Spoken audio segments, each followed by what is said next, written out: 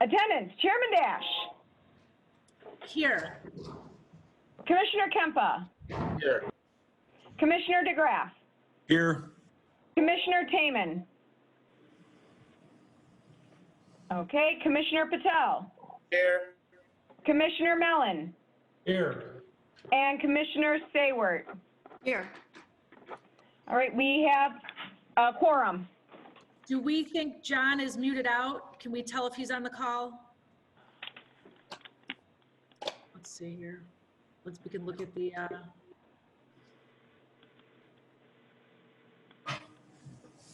I talked to him this afternoon and he was planning on participating. okay, so we'll just, okay, let's continue then. Okay, so our first business item this evening is consideration of the April 23rd, 2020 PZBA meeting minutes. Are there any comments, changes, or corrections to the meeting minutes as presented? Okay, then do I have a motion to approve the April 23rd, 2020 PZBA minutes as presented? I'll make the motion. I'll second it. Jen, can you please do a roll call vote? Commissioner Kempa. Aye. Commissioner DeGraff. Aye. Commissioner Taman. Oh, I'm sorry, Commissioner Patel. Aye. Commissioner Mellon. Aye. Commissioner Saywert. Aye. And before I ask for Chairman Dash, who was the first motion? Mashi, There was. Okay, make sure you guys, could you please say your names when you're making motions or statements?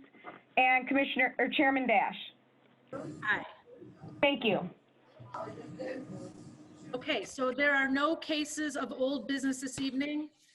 So we are going to start with our first case of new business.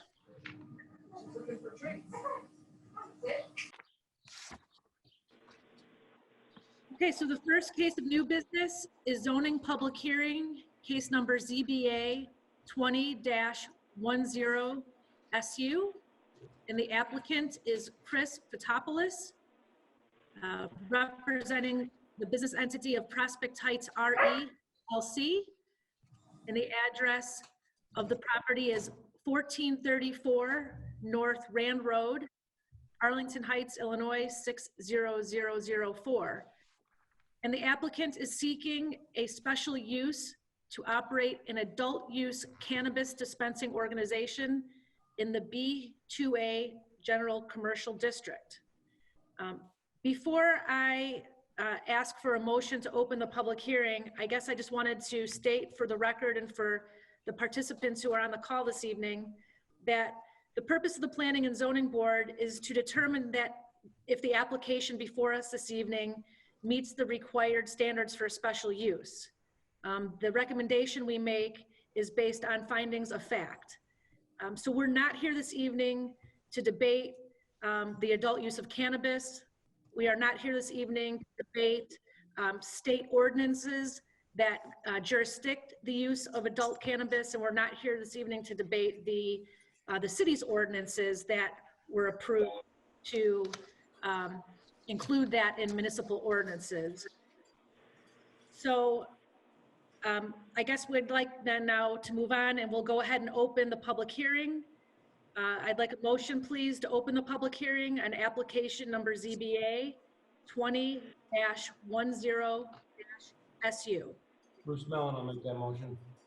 I'll second. Scott.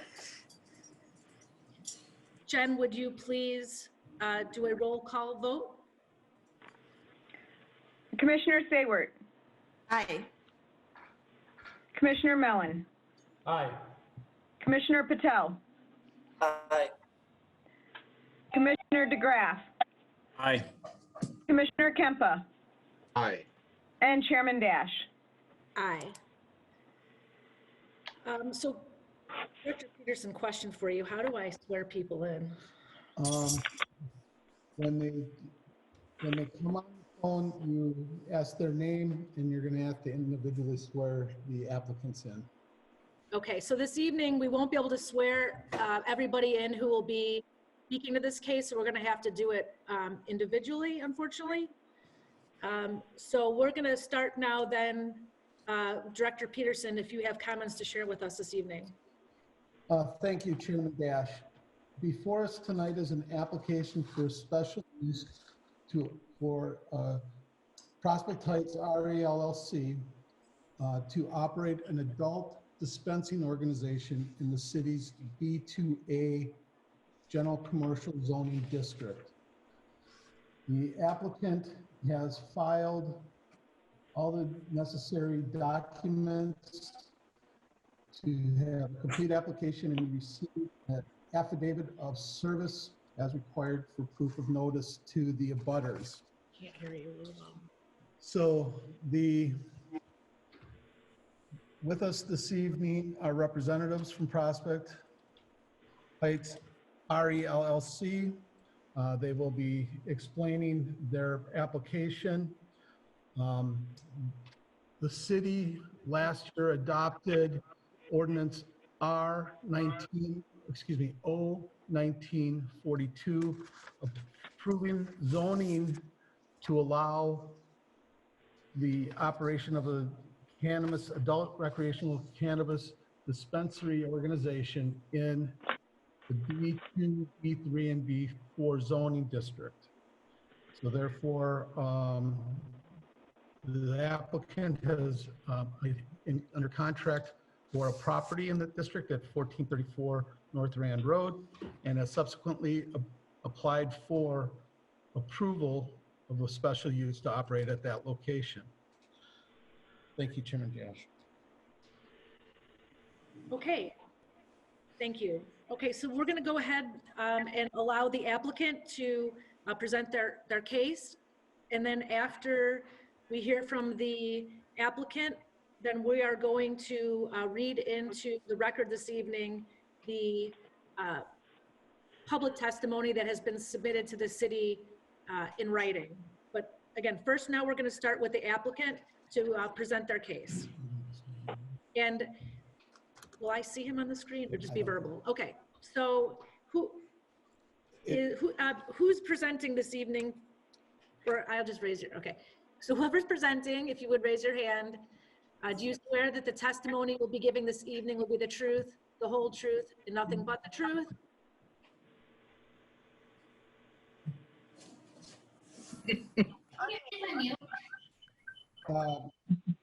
Chris, Anthony, are you guys there?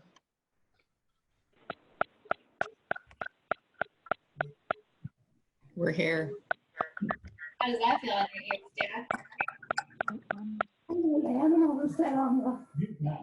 Chris, I am muted. Almost looks like a snake. for the people who've called in, could you please make sure that you have pressed mute in the, like the bottom left-hand corner of your screen or on your phone? So Peter, they're upstairs in the office. Can you see why they're not responding?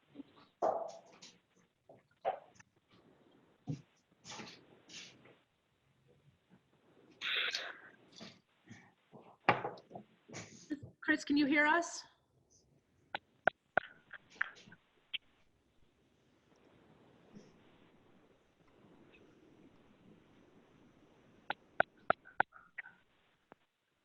Peter's on his way down to you, Dan. All right. Please hold on, folks.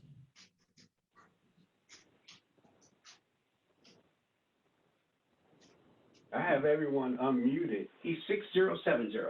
6070. No, knows how to use it. Oh, Huh? oh. No, knows how to use it. Yeah, a lot of people don't know how to use it.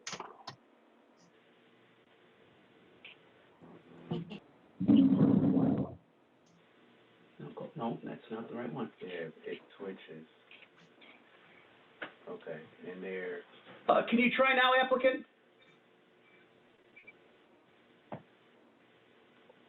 Chris, can you hear us? Are you asking me to unmute? Right now, Ladies and gentlemen, please mute your phone if you're not the presenter. right, so right now, only Chris or Anthony should be unmuted.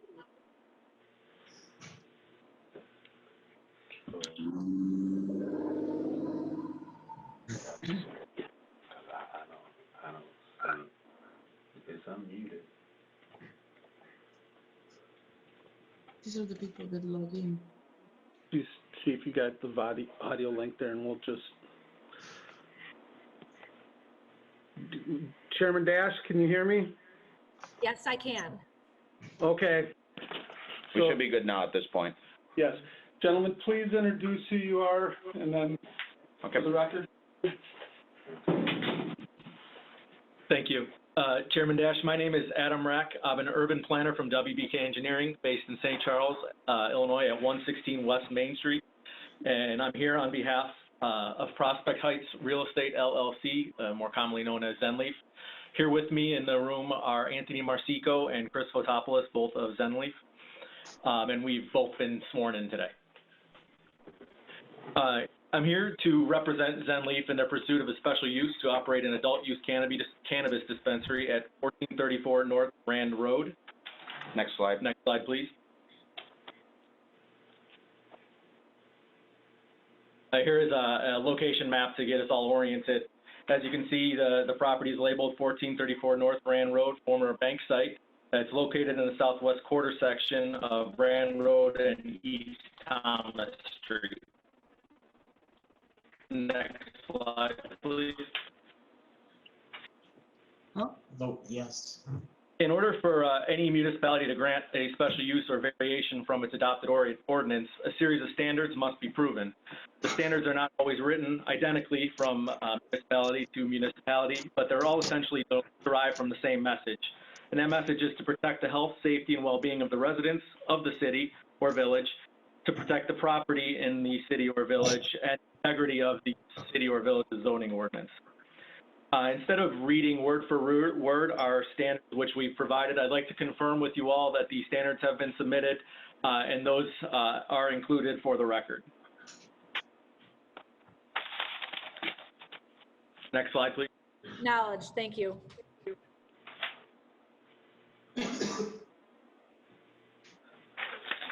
So standard number 1 of the ordinance states that the establishment, maintenance, or operation of the special use will not unreasonably detrimental to or endanger the public health, safety, morals, comfort, or general welfare. The city has adopted special use standards to ensure the public health, safety, morals, comfort, and general welfare, and the proposed development will meet or exceed these standards. In addition, the state of Illinois has the most stringent licensing requirements for cannabis businesses. Zenleaf has demonstrated a history of operating similar facilities with the highest degree of responsibility and will meet the licensing requirements for the state of Illinois. Additionally, police and fire have stated that neither expect additional resources to accommodate the impact of permitting the special use for the adult use cannabis business. Finally, the proposed use is estimated to generate approximately $720,000 in sales tax revenue, which could be allocated to capital improvements which promote public safety or social programs for general health and well-being. The proposed use will not be detrimental to or endanger the public health, safety, morals, comfort, or general welfare. Next slide, please.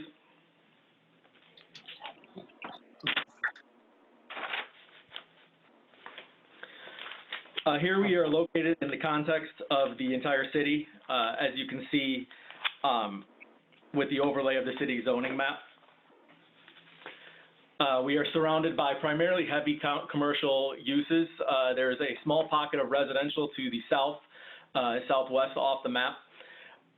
There is surrounding office uses, other restaurants, gas stations, grocery stores, an auto repair and auto sales, some additional heavy commercial and commercial properties to the southwest of the property. So from a land use perspective, we feel that our retail cannabis use is in line with the surrounding area. Next slide, please. This takes us to standard number 2. that the special use will not be injurious to the use and enjoyment of other property in the community for the purposes already permitted, nor will diminish and impair property values within the community. As I said in the previous slide, the property is zoned B2A. It was mentioned earlier as well. It's called the General Commercial District, and it actually permits all uses from the B1 Retail Business District, which was your typical retail business. The adult use cannabis dispensary is a comparable retail use in all material respects to numerous other allowable uses in both the B1 and B2A districts, meaning that this retailer operates in the same manner of any typical retailer. The B1 and B2A districts are the most logical zoning categories for this adult use cannabis dispensary. It is our belief that the proposed business could attract new consumers to this location, which could in turn support other local businesses proximate to the location. We feel that this proposed use will not be injurious to the use and enjoyment of other property in the community for the purposes already permitted, nor diminish or impair property values within the community. Next slide, please.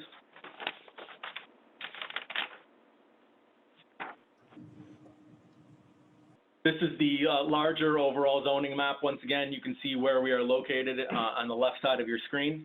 The predominant zoning of the city or of the village is predominantly a residential village. The small pocket of commercial retail area at the intersection of Rand Road and Thomas Street is located on the slide. As you can see, there are some other additional office park, other commercial, other business uses on the east side of town, and then of course the golf. I believe it's a golf course central in the slide to the south. Next slide, please.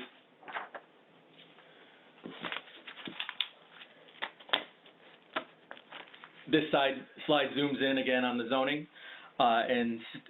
Standard number 3 states that the establishment of the special use will not impede the normal and orderly development and improvement of surrounding property for uses permitted in the district, meaning that all other neighboring properties will be able to continue to develop as they are intended, and our project will not preclude that from happening. The special use is proposed on a site that is already zoned for other comparable retail uses, as we covered in the last slide. The surrounding uses consist of other commercial retail businesses, including more intense retail uses by way of the larger heavy commercial uses. The proposed adult cannabis dispensary will comply with each of the use standards adopted by the city's ordinance for this particular use and other uses in the B2A district. And the proposed use will not impede the normally and orderly development and improvement of surrounding properties for similar retail uses permitted in the district. Next slide, please.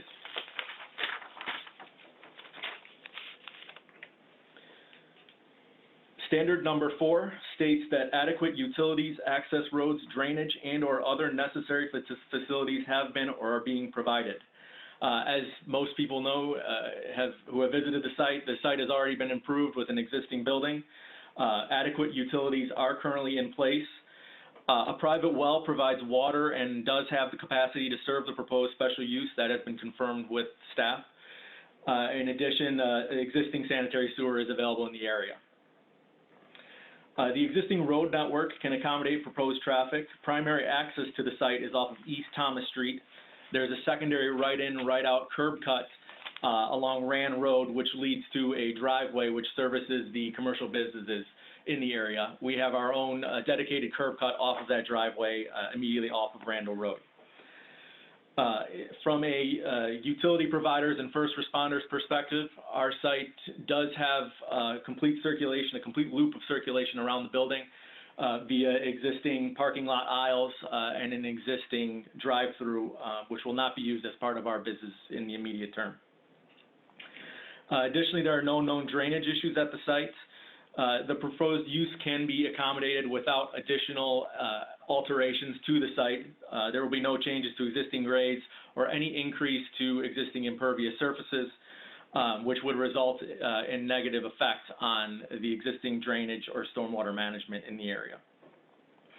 Additionally, we feel that adequate parking facilities have been provided. The ordinance requires that 6 spaces be dedicated per every 1,000 square feet of gross floor area.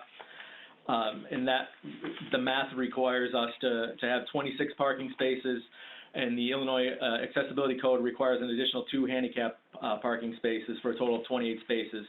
On the site currently, there are 36 parking spaces, plus 2 additional handicap spaces, so a total of 38 parking spaces. Next slide, please.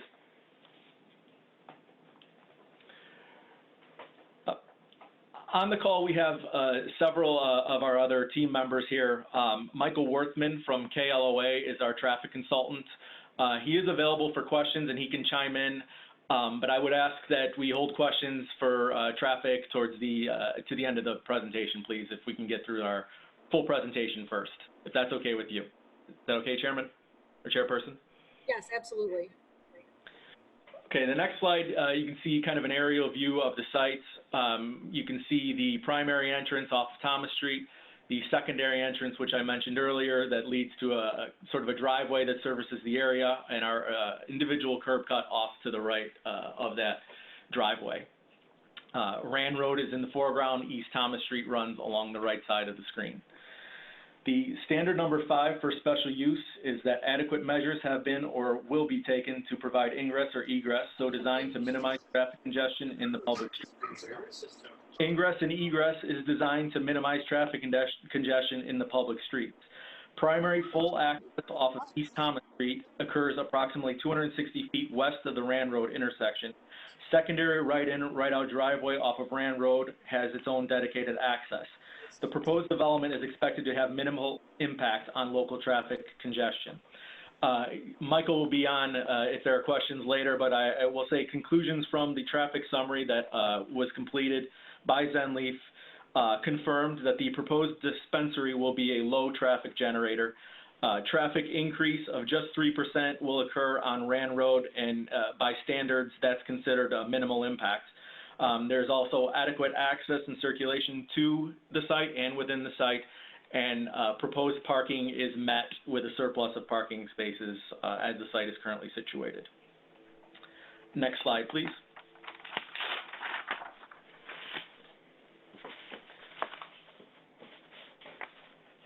Standard number 6 states that the special use shall, in all other respects, conform to the applicable regulations of the district in which it is located, except as such regulations may in each instance be modified by the City Council pursuant to the recommendations of the Plan Zoning Board of Appeals.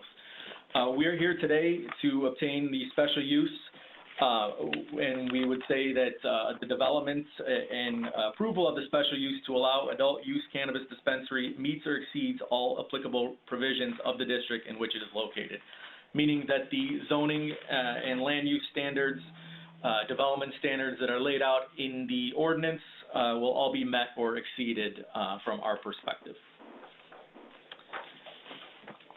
Please, next slide.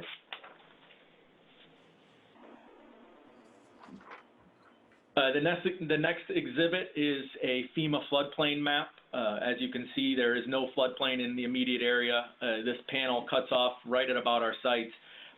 And I will testify that the other panel off the screen, we're not hiding anything, there's no floodplain to the immediate area west of our site either, which would be affecting our site. Standard number 7, that the area described in the petition does not lie wholly or partly in floodplain as defined by the flood control ordinance of the city, or if it does lie wholly or partly within the floodplain, that adequate provisions for storage, runoff control, and floodwater retention as appropriate have been made. The property, subject to the request of the special use to allow for adult use cannabis dispensary located at 1434 North Rand Road, does not lie wholly or partly in the floodplain. At this point, I would like to introduce Anthony Marsico, who is here representing Prospect Heights Real Estate LLC, more commonly known as Zenleaf. Anthony is VP of Retail for Zenleaf, and he will speak more about the facility itself as well as some of the operations of the facility. Thanks, Adam. Anthony Marsico and I as well have been sworn in. I first wanted to start by taking an opportunity to thank the members of the PZBA for their time this evening. Also want to say I've done a few of these now, and you know, the mayor, staff, the police chief, members of the ad hoc adult recreational cannabis committee, as well as the city council members, have done an excellent job in their diligence. There's been a lot of great questions asked, and I think that the ordinance that they've written makes a lot of sense and keeps the interests of the community members of Prospect Heights in mind. If you can go to the next slide.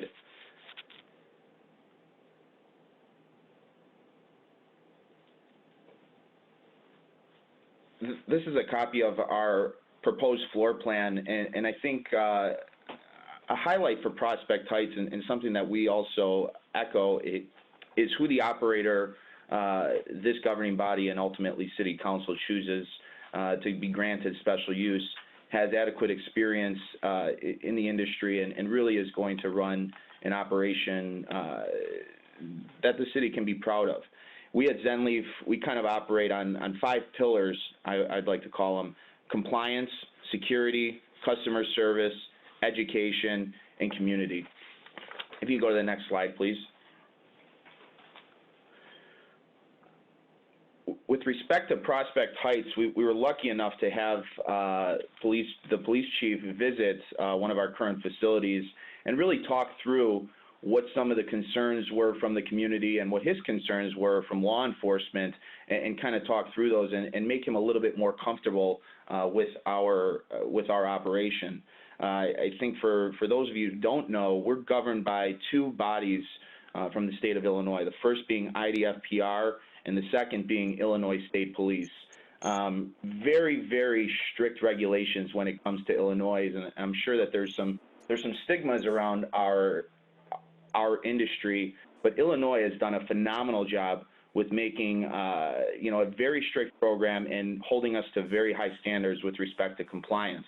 IDFPR does regular visits at our facility, and the same will go for our facility should we be granted special use in the Prospect Heights location once per quarter. Illinois State Police once per month. Our facility is covered every square foot with the exception of the restrooms by camera footage. Both of those bodies have 24-hour access to our cameras with 90-day backup. So having a really secure facility and operating by the rules is of the highest concern for us. Talking to the police department and getting some input from staff on the fire department, and also our experience from operating other dispensaries, we don't expect any additional resources will be needed to handle the impact of permitting the sale of recreational cannabis in Prospect Heights. We do anticipate a significant input of local sales tax, which can really help a number of different causes within the city of Prospect Heights. We anticipate to generate approximately $720,000 in annual local tax revenue for the city of Prospect Heights. And when talking about community and economic development, the proposed dispensary will allow for regional economic activity related to a newly established business while limiting it in a way that minimizes potential impacts on the community. And this goes back to the ordinance that was written, and I think, again, Prospect Heights did it right by starting slow. I know there was some talk about potentially allowing 3 dispensaries. That was eventually walked back to 1. And I think 1, it allows a certain level of control on who's going to operate in your community, and 2, attract some businesses like ourselves that have experience in the industry and can really operate a first-class operation.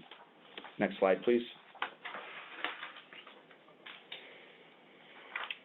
Local impact. Job creation is a big one for us, and I think that it's probably important to the community as well. We offer jobs at a higher than living wage. We anticipate creating 30 to 40 full and part-time positions, ranging from $30,000 to $65,000 annual salary, hired locally, and diversity inclusion is also a very big part of our hiring platform. We talked about tax revenue a little bit already. And something that's also really important to us is being an active member of the community. And this is something that we spoke to staff about, and some of the PZBA members that I've had an opportunity to meet ahead of time. Really being active in the community. How can we benefit and create value for other businesses and the community as a whole, as opposed to just operating there by ourselves? Next slide, please. I touched a little bit on security, and we're going to go a little bit more in depth. We're lucky enough to have a member of our security consultant group. The security company that we use is called Silver Star Protection. The state of Illinois mandates that we do have a third-party security company on site at all times during all hours of operation. We go a little bit further, and we have security on site also when there's staff on site, so beyond hours, and that's just an extra protocol we take to keep our staff safe and any other citizens that may be in the area safe. Again, the camera system covers every square inch of our facility. There's no blind spots, and that's an Illinois regulatory situation. Our staff is trained by our security company, and we have regular ongoing training to handle things like emergency preparedness, what to do in case of a fire, what to do, you know, if there was any sort of emergency situation. Next slide, please. Our surveillance system also has quite a bit of different access points, and we can go back to the floor plan later if there's some questions, but every door once you enter our facility is going to have some sort of limited access. Most of them are card readers, some are card readers with a PIN, and that goes hand in hand with our surveillance system. It's also coupled with motion detectors, glass break switches, and panic alarms. And again, our staff is trained how to react in situations like that. You know, at this time, I'm going to give an opportunity for our consultant, Dan Farrell, who's one of the owners of Silver Star Protection, to jump on really quick, give some background about the security company that we use. I know that security is going to be of high concern for the city of Prospect Heights, and we want to make sure that everyone has a level of comfort with who we're using. So Dan, I'm going to need to swear you in. So do you swear that the testimony you'll be giving tonight is the truth, the whole truth, and nothing but the truth? I do. And if you could just state your name and address for the record, please. My name is Daniel Farrell. I'm with Silver Star Protection Group. Our address is 700 North Sacramento, Chicago, Illinois, 60612. Thank you. So thank you everybody for your time tonight. As Anthony indicated, I own, or one of the owners of, a company called Silver Star Protection Group. We are a licensed security contractor in Illinois. We're led by a retired U.S. Marshal who is my brother Ed. We've been in business since 2014. Our company was specifically created to provide services for the cannabis industry. You know, since the beginning of the Illinois cannabis program, we wanted to partner with the owners. We provide many services to the industry. So we write security plans, SOPs, and post orders. We provide consultation and training to a lot of the owners in the industry. We want to get involved in the build out process to make sure that compliance and security, we're part of that process. As Anthony indicated, when the business hours are open, or even a little bit before and a little bit after, we provide physical security. We do transportation of product and cash. We have written compliance assessments for banks. And then lastly, we also are what you're considered a responsible vendor trainer. We applied for a license in the state of Illinois where we can provide training for all dispensary agents before they start working in a dispensary, and that's mandated by the state of Illinois. As Anthony indicated, you know, we think that security is a very important protocol within the cannabis industry. You know, we endeavor to have a very transparent relationship with the city, as well as the police chief and the fire marshal. One of the things that we endeavor to do is to come in and bring our security plan to the chief of police and the fire marshal to make sure they have a level of comfort with what we're doing. We're definitely open to any suggestions that they have. We want to make sure we're proactive with them. Our approach to security is multi-layered. So Anthony did talk about some of the protocols, but it starts with, you know, outside the facility, whether it begins with lighting and signage to access controls to the building, a physical security presence, you know, monitoring the cameras and making sure the cameras are strategically placed. Training is a and Anthony touched on it as well, is a very important part of this. We are continually training the staff and employees as to what to do in emergency situations. We do active shooter training. We're regularly involved in that and working with the owners. And then lastly, obviously the intrusion detection, the alarms. So there are concentric circles or layers of protection that start with the outside and go all the way to a locked vault, which has strict protocols around it that where all the cash and product is kept to make sure that only a few people have access to that.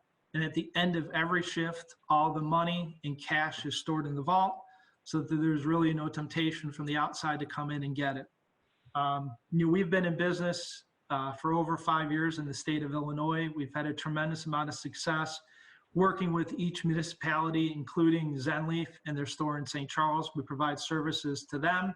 And the same program and protocols that have been successful in St. Charles, we will bring to Prospect Heights and make sure that the dispensary is launched and maintained with the same level of success that we've had in St. Charles.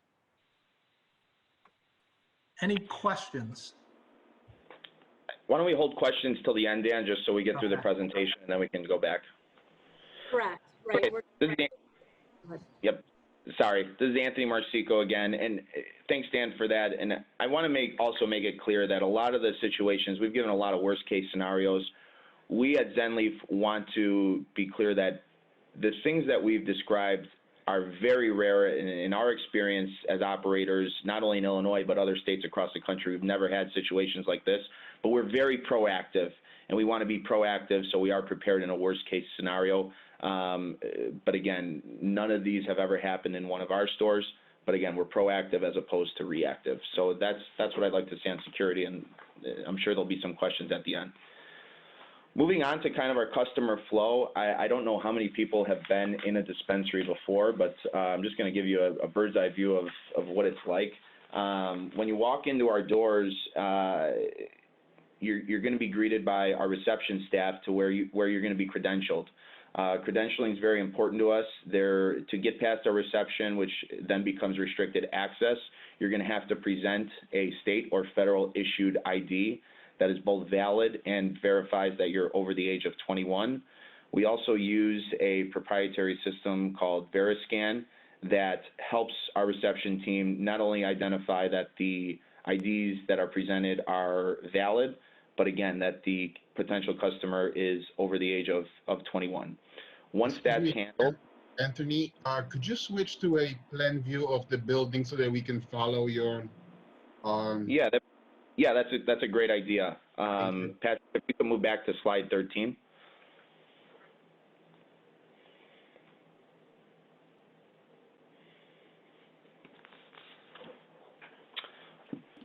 Okay, so that being said, yeah, that was a great call, and I appreciate that. So looking at the orange section, that's just a vestibule to the outdoor. You'd walk into this darker orange or light red area, which is our waiting/reception area. Walking up to the reception area is where you'd present your credentials. And once that happened, you would be granted access into the yellow area, which is our sale floor and point of service area. Things are a little bit different right now with COVID-19. So there's a lot less interaction on the sales floor, but in a normal setting, most of our staff would be on the sales floor giving kind of that Apple experience. We can talk through products, and we understand that every customer that walks through our doors is going to have a different level of experience with cannabis. And I talked, one of our kind of pillars is education. And that's something that we've taken from our medical experience and brought that to the adult use side. We understand, again, that people are going to come with different backgrounds of cannabis. We want to make sure that customers are comfortable with the products they're leaving with, that they understand the effects of it, so we don't have any situations where they're taking more than they should, and that they're also leaving with something appropriate for what they're looking for. If they're looking for help with sleep or back pain or just something for more recreational use, we can help them go through those products. Once that kind of product, that product line is chosen, they'd walk up to our point of sale where they would be fulfilled with their product and the transaction would happen. Once that happens, customers are asked to leave the store. We have a very strict no loitering policy. Security team helps with the exterior of the building to make sure that customers are going to their cars and leaving our facility. So there's never going to be a situation where someone is leaving our facility and right away using those products. That's absolutely not allowed and very strictly enforced with us. The expectation is that customers are shopping and then going back to their residence. Looking kind of at the back of house, the fulfillment area is where products would be prepped. So when we talk about customers choosing their products, it would then be kicked back to our fulfillment center, and then a customer would walk up to a certain point of sale. Products would be fulfilled there and then brought out to the appropriate point of sale. All product is stored in our vault. We may potentially have some displays on the sales floor. That is not going to be live product. That would be either dummy packaging, marketing material, things like that, informational material to help customers with their choices. All product, again, is stored in the vault. This back door here in the purple area by the receiving is where deliveries will be brought in. Deliveries are accompanied by 2 staff employees, one of which is an agent in charge, as well as one of the members of the security team. All product is tracked through a state-mandated inventory tracking system. It's very tightly monitored by the state, and the idea behind that is to deter from any sort of diversion or theft. And that's kind of the overall operations plan. We can skip probably forward to slide 18.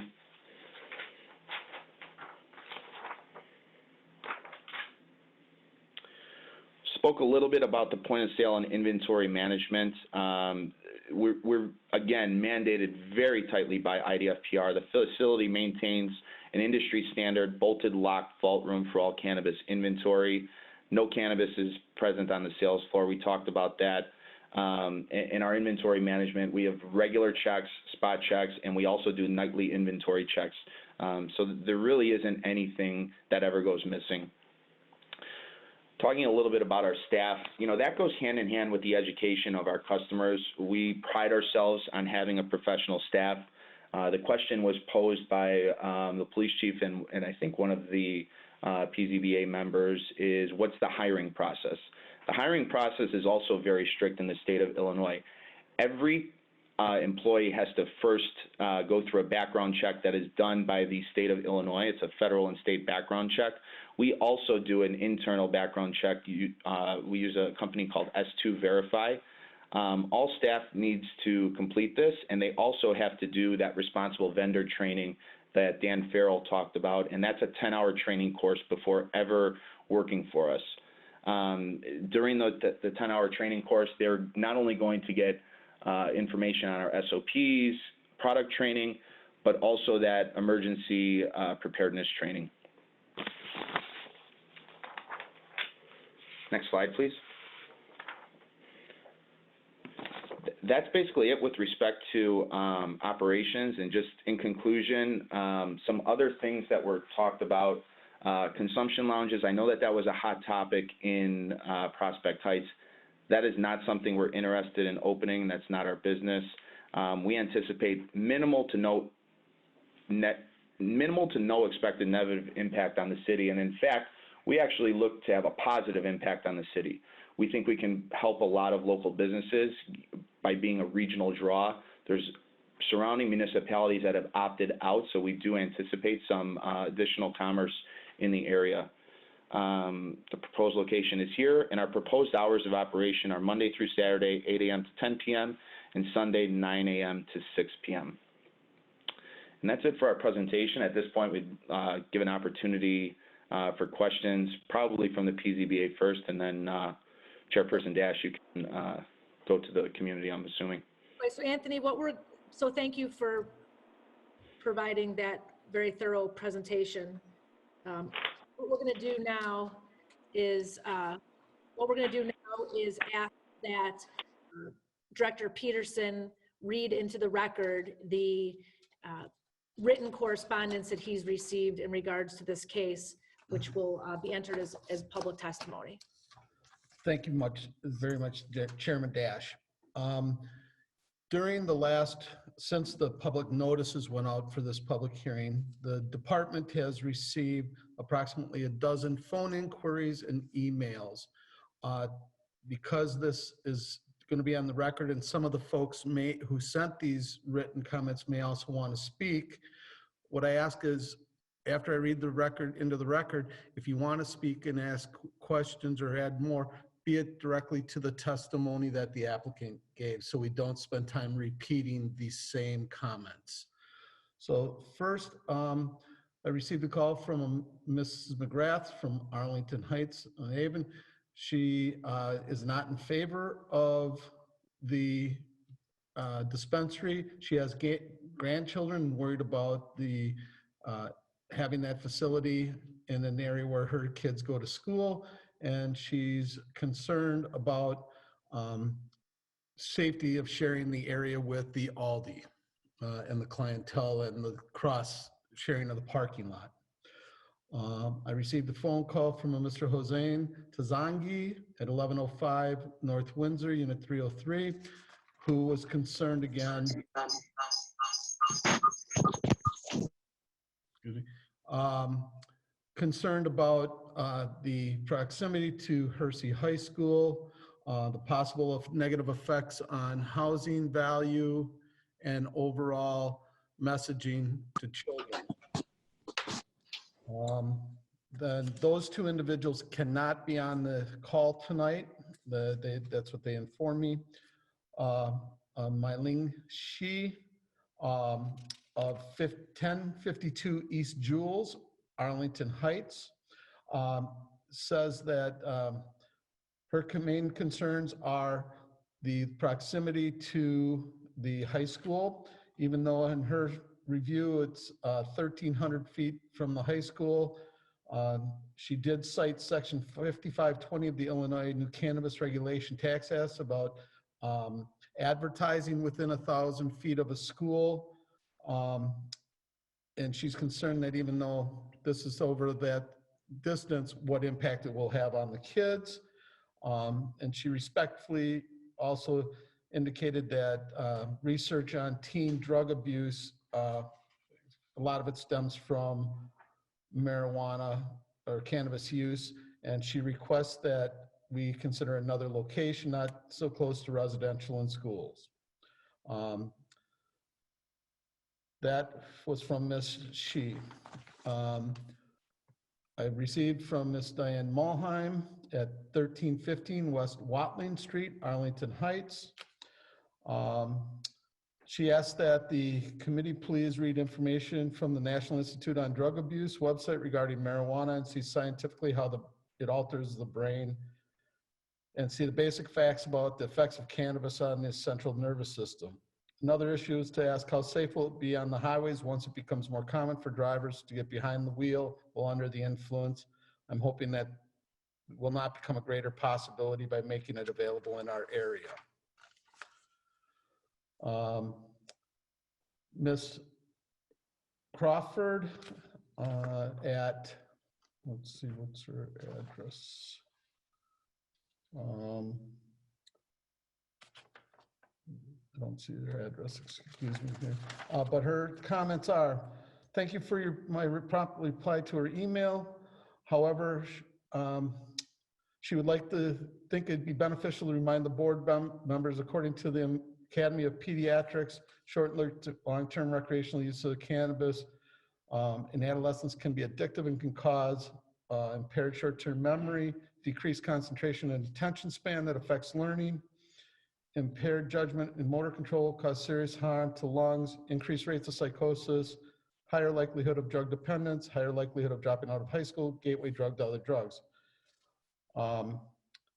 She does go on to state that she believes it causes harm to adolescents' brains and so of adolescents, so how can it be good for an adult? I thank you again for giving me the opportunity to voice my opinion and for your time and hard work, and that's all to all the board members on behalf of the community. The next is from a Dr. Aurelian Ivan. He is writing to present his opinion regarding opening a cannabis dispensary at the 1434 Rand Road. and is in his opinion, after extensive research, that this type of business should not be placed this close to residential areas. Despite what papers published by industry-sponsored groups say, this type of businesses will gather crime in the long term. The way things are going, the legislation will become more lax and will allow more categories of buyers. This will bring categories of people with undesired behaviors. You can see the future, and he cites California, and had a link that just says, see your future here. I did not go on the link. This is why he's concerned about the value of his property and the safety of his family. And he wants the value of his property to be as high as it can be. Moreover, some kids from the high school will be attracted to this because it has direct visibility from across the street. He goes on to state it is documented that marijuana is a gateway to other drugs. Legally, the location is fine. It's more than the legal limit, but like I said above, it is visible in a straight line from the high school. Please do not make it more likely for someone's teenagers to begin mind-altering substances. You can obtain the same revenue if you allow this in a different area. Many things are legal, but it does not mean they are good for everybody. I hope your decision to help businesses will not affect your commitment to safeguard the health, safety, and future and economic value of your whole community. Sincerely, Aurelian Ivan, MD. Miss Ginny Hahn at 1902 East Avon Lane, Arlington Heights, Illinois.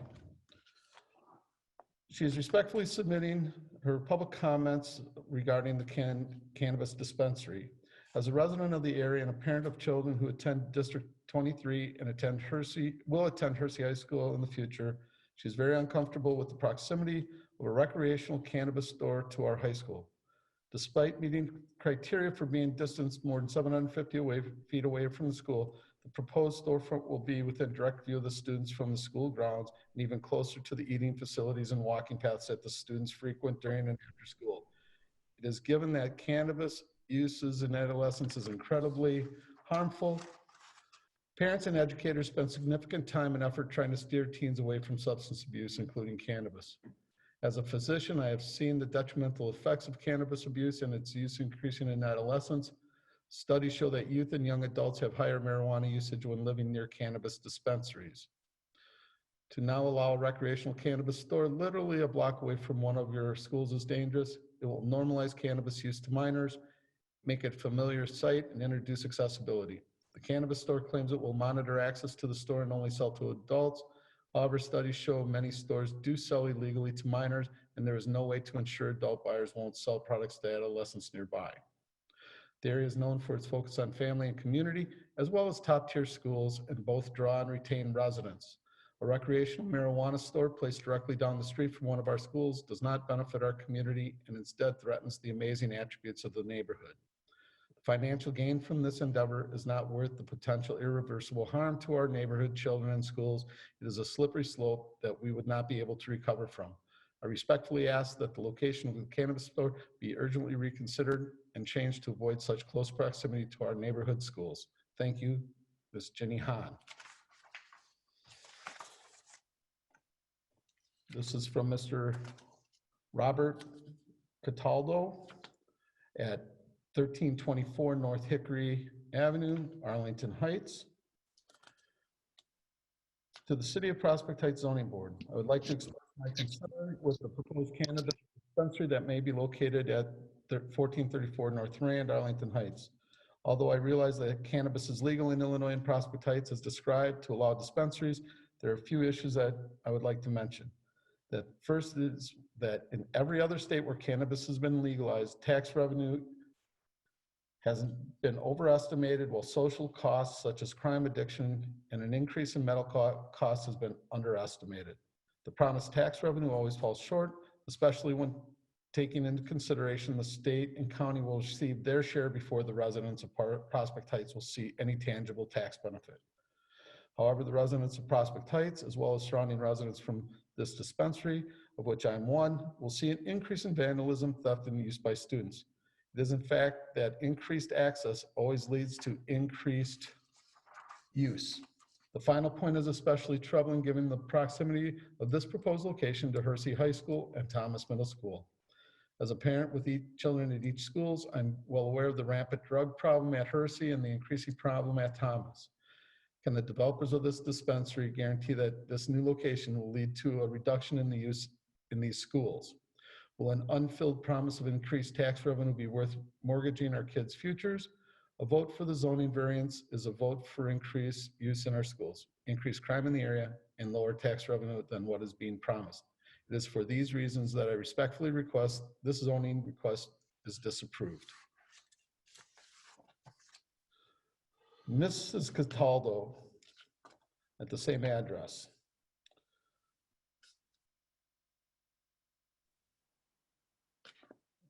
Let's see. Oh, there's a couple things different. As a resident of Arlington Heights and parent of 4 children in districts 25 and 214, I have serious concerns about zoning of this property for adult use cannabis. The property is next door to Aldi, which is a neighborhood family grocery store. I frequently take my children to this grocery store shopping. Also, because it is a neighborhood store, I allow my 12 and 14-year-old children to safely walk and ride their bikes to the store. All of this will change if cannabis dispensary is placed at this property. Additionally, as a parent of 4 children, although the dispensary might be at legal distance from 2 public schools, I have grave concerns about the proximity to both Hersey High School and Thomas Middle School. Please help us as parents keep our children safe and limit their ability to access cannabis. Thank you for your consideration, Ms. Amy Cataldo. Ms. Ann Wywell, 1931 North Dunhill Court, Arlington Heights. I am against the cannabis store on Rand Road and Thomas nearby Hersey High School. Mr. Rich Benizak, and he did not give an address. He would like to make a public comment regarding the case at the upcoming meeting. He will be attending the Zoom, so I presume he is attending for to give his own testimony. With that, those are the testimony presented in writing by members of the community this evening and will be entered into the public record as an exhibit. Thank you very much. We'll do the public testimony now. Okay, that's fine. Madam Chair, can we have an opportunity to respond to those before we get into any questions, if you're okay with that? You know what, I think I would just like to take all the, I don't know, what do you want to do, Dan? Yeah, All the public comment? Okay. Yeah, let's go ahead and just get all of the public testimony this evening, and then we can have some further discussion. So, Ms. Mailing, is she available? Yes. Yes, can you hear me? yes. Okay. Yeah. Okay. You heard us read your submittal, so if you have anything to add, please go ahead. Yeah, so thank you for consider our opinion as a residential here. I'm not going to go through all the email. I just want to add a little 2 short points after the applicant president. So he like the PPT showing the address and showing there's so many business around it. But on the west and the south side, they are all residential, and then they didn't mention that at all. And then they didn't mention the John Hersey High School and the Thomas Middle School, which is our highly concern. So the teenager, like to the potential harm to the teenager to our community, that's really a big concern. A second part is they do mention that they have staff well trained for emergency events such as active shooter robbery, where they see that they appreciate all those actions. They do see there's potential risk for this crime. And I'm living right across the border. Now we have, every day we have teenagers, we have people just across from the lot to our house. And then I cannot imagine if there's something happen, that bring high potential safety risk to our neighborhood, to our house, to our to my 2 kids. So I really appreciate like we do reconsider to open this in another location, not in this, close to high school, close to residential. Thank you. Thank you. Thank you. Hello, this is Aurelian Ivan. My letter has been read. May I say something in addition, please? Yes, go ahead. The link that was mentioned in my article was, or my email was leading to an article from an independent journal that was published, the article was published a few years ago, was a review of California dispensary crime related activity. And it was a significant increase in crime around them. The company mentioned very good measures to keep safety inside their perimeter. That is not our concern. Our concern is what happens around. There are many buildings in this parking or this like Aldi and there are many buildings here. People will hide behind this like they do currently. Even now they're exchanging strange packages for probably money, as I can see from the distance. They will watch what happens on their perimeter, on their parking lot. But those people, nobody can stop them from stopping nearby and selling to kids or not kids, teenagers and other people who cannot buy. So keeping it open until 10 p.m., that will be a recipe for troubles. I tell you, when it's dark, I can count in every week 1 or 2 cars that stop or 2 cars that stop parallel and exchange packages. The area is not great already, but this thing will bring even more people who exchange money for substances. So, like the other people said, I think you will have lots of trouble with Arlington, with John Hersey and middle school. Please open it. This is a free country. It's legal, but please open it somewhere else. The high school risk is too high. Thank you very much. Thank you. Miss Diane Mulheim, are you on the line?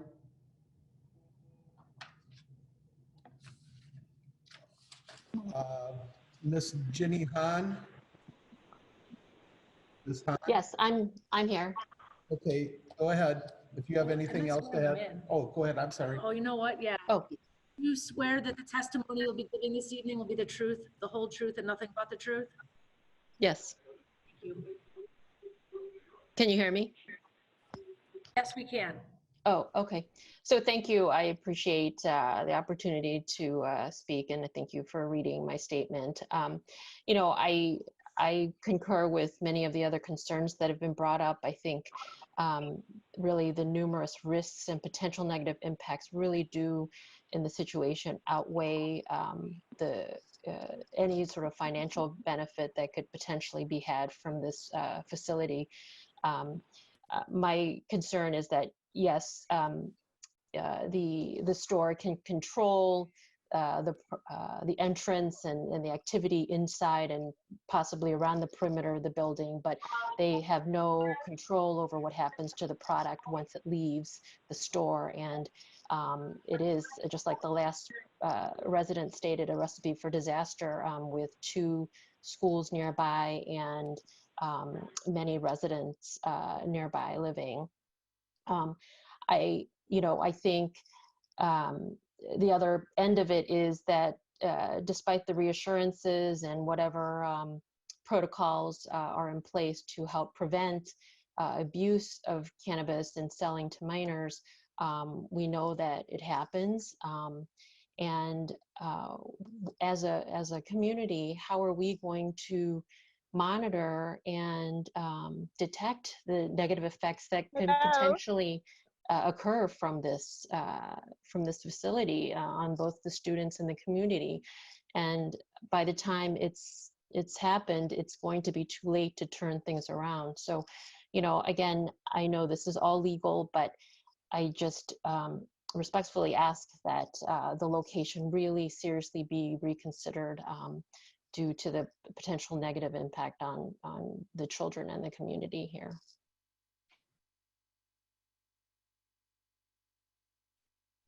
Can you hear me?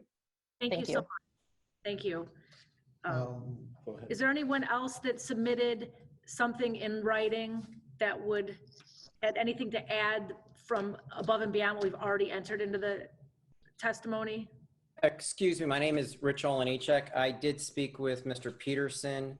I didn't submit in writing since I said my submission would be today in person. So do you swear that the testimony you'll be given this evening will be the truth, the whole truth, and nothing but the truth? I do. And if you could just state your name and address for the record, please.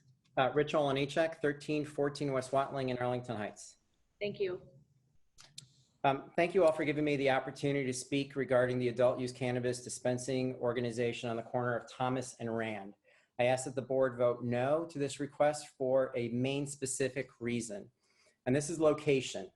What the applicant hasn't stated or hasn't shown in their proposals, as many of the others have indicated, is that the location, as they present, is less than 1/3 of a mile away from John Hersey High School and less than 3/4 of a mile away from Thomas Middle School. The location is a major thoroughfare for students and parents going to and from school. And as a graduate of Hersey, I can undeniably tell you that that location is well within walking distance during lunch, as well as a major walkway before and after school. In addition, this is adjacent to the condo association and its parks and pool that are definitely within walking distance. The location would be exposing and providing accessibility to our youth to a drug that their bodies are not prepared for. According to the CDC and the Center for Addiction, marijuana use, particularly among youth, greatly increases the risk for mental illnesses and can be detrimental to a young person's social, psychological, intellectual development, regardless of its legal status in a particular community. Marijuana should not be accessible to young people and should not be allowed to interfere with their healthy development. This is directly in line with provision 1 that says, will the location of this special use be a detriment to the community or the location? There needs to be a concerted effort to zone dispensaries a safe way. Otherwise, the proliferation of dispensaries will come at a much higher price. A 2013 study in the journal Frontiers in Psychiatry showed that marijuana use in adolescents can potentially usurp normal adolescent neurodevelopment, shifting the brain's development trajectory toward a disease-vulnerable state, and predispose the individuals to motivational, mood, and psychological disorders, thus poses a much longer, heavier price, and an impact to our health, morals, and safety, which is contrary to the applicant's discussion of point 1. I personally, as a capitalist at heart, thus understand the business opportunity of having a dispensary presents. However, I would question the location. There are many outlets, strip malls available not only in Prospect Heights, but in the local communities that are available that are not in close proximity to schools and are more frequently traversed by adults versus young children. Unless the dispensary is seeking to gain a foothold in a younger generation to a very addictive drug.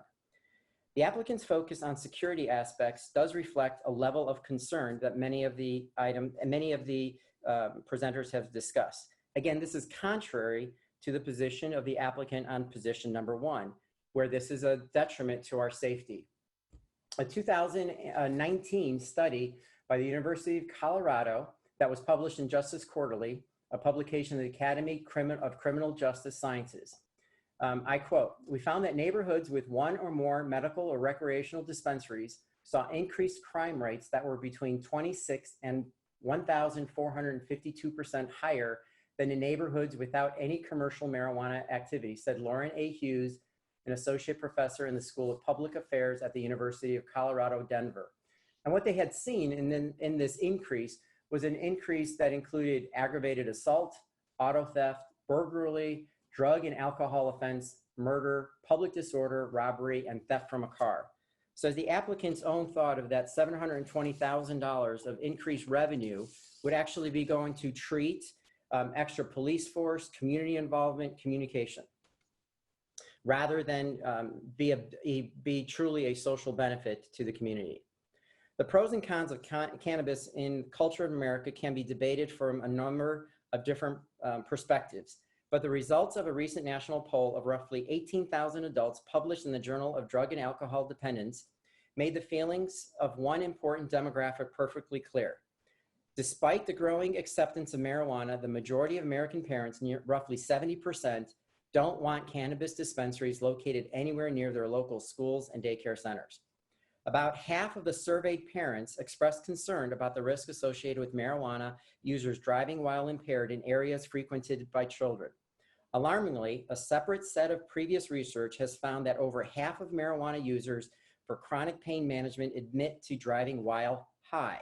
Now, again, this is directly in opposition to the applicant's position, where they said they have great security cameras and everything of that nature, and did a wonderful job of describing the actions that they would take to ensure what the applicant, as they move through in the control of the facility, how the person that is purchasing the product can be controlled, is monitored in those various states. However, they cannot control what the individual does as soon as they enter into their vehicle. They do not control that area. They do not control that particular vehicle. Therefore, once they enter this, the applicant is proposing a facility in a center or in an area that is frequented by children, and which becomes a traffic nightmare anytime there is a Hersey event. What would be the effect if one of the children was killed, maimed, or otherwise impacted from a driver that was high? And at that location that sees many inexperienced drivers provides a recipe for disaster. I can speak from personal experience that I was T-boned by a high school driver because someone honked at that driver. So think of that particular impact when now those drivers are high and maybe there's added pressure of an evening, things of that nature. So if the start is accurate that the half of the marijuana users are high, what will be the toll from that specific location? What would you tell a parent of your vote tonight should that happen? In 2019, researchers from the University of California, San Francisco reviewed over 28 million hospital records from before and after recreational cannabis was legalized in Colorado in December 2012. They found that hospital admissions related to cannabis use increased after legalization compared to other states. Now, mind you, we're talking about Colorado, a state that has a population density, total population divided by their land area, of 52.6, compared to Illinois's 231.4. So Colorado is less than the quarter of the density of Illinois, yet found an incredible increase. The study also showed a 10% increase in motor vehicle accidents, a 5% jump in alcohol abuse and overdoses that resulted in injury or death, but there was a 5% fewer hospitalizations for chronic pain. So if this is the case in a state with less than a quarter of the population density of Illinois, think of the impact in our state, community, and in a location frequently by our youth. Again, there are many other locations in Prospect Heights and industrial areas or facilities and locations that are not frequented by youth. The applicant, they themselves said they are an adult cannabis location. Then be in a location that is frequented by adults and not frequented by youth. Let's be reasonable about why someone would want to be that specific area. It won't be good for the community in the long run. If you totally believe in your product, then another location can be a destination that is more appropriate for the type of audience that you are stating you are going after, which is the adults, versus providing more issues for the community. I understand that we have legalized marijuana, but if this is an adult cannabis location, then put it in a location of adults rather than by youth. Thank you for your time and thank you for your service. Thank you. That's all. Is there, so I think that covered everybody who submitted, pre-submitted statements in writing to be read. So now we'll go ahead and open up public comment from anyone else on the call this evening. No, we don't have, this was. Hello, my name is Kevin. Hello? Hi, Kevin. Hello. Do you swear that the testimony you'll be giving this evening will be the truth, the whole truth, and nothing but the truth? I do. If you could just please state your full name and address for the record. My name is Kevin Bethio. I live on Linden Road in Prospect Heights, right by Hersey. And I'm actually a patient at the Zen Leaf in Chicago. So I was excited to hear that a Zen Leaf was coming here. You know, I have to drive to get my medicine from there. And, you know, I think, you know, it's not going to change. Having a location there is not going to change the people that are smoking cannabis. Either way, you know, it's at least it'll be legal there.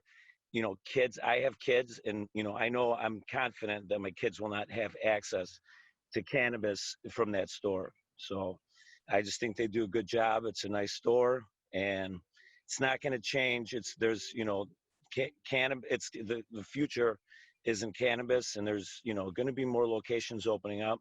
I think that corner has been dead for a long time there, and having a nice building and have that rejuvenated, and, you know, they do a professional job and they help people. So I think they'd be good there. Like I said, people are just, you know, same people in Prospect Heights. They're just going to drive over to Arlington Heights, Mount Prospect, and they're going to be opening more eventually. So I think Prospect Heights should take advantage of, you know, getting that tax revenue. You know, it is a professional location. I don't know, because that money is going to go somewhere else, and the people that are here, they're going to want access to cannabis, are still going to purchase it illegally in the black market, and that's how kids do it. So, you know, I think, you know, as being a good parent and helping their kids out and teaching them the right way is more important. They're not going to be able to go there and just get cannabis at that location. You know what I mean? I don't think fear is really the solution for that. So if you're fearing your kids are going to smoke cannabis, they're going to get it no matter what. You know, it's not like, oh, because it's the store at the corner. You know, they're just, you know, they can still get it either way. So they're not going to be able to get it from that store. It's just like, are you worried about your kids going and buy alcohol? You know, when there's stores at every corner that can purchase alcohol, we're not worried because it's hard to get it. And same thing, these children will not have access to that cannabis, you know?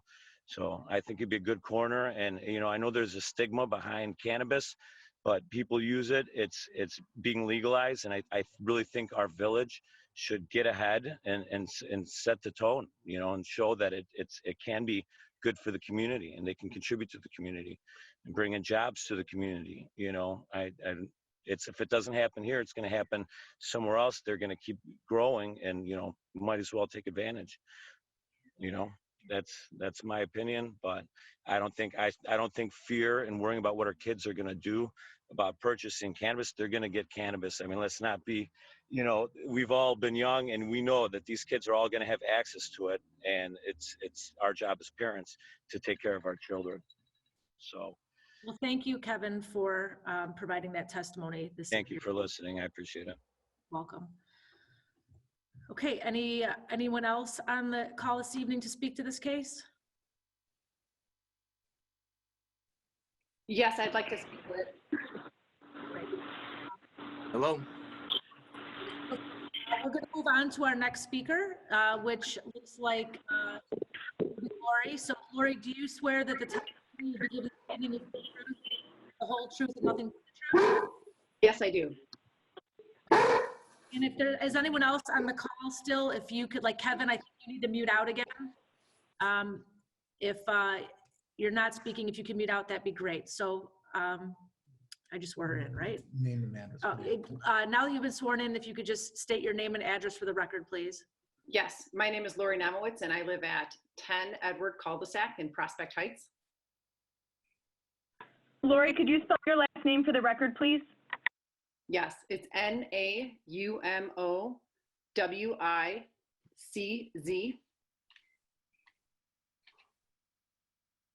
Okay, you could go ahead, Lori. Thank you. I just wanted to address the board and encourage you to please vote no to this location.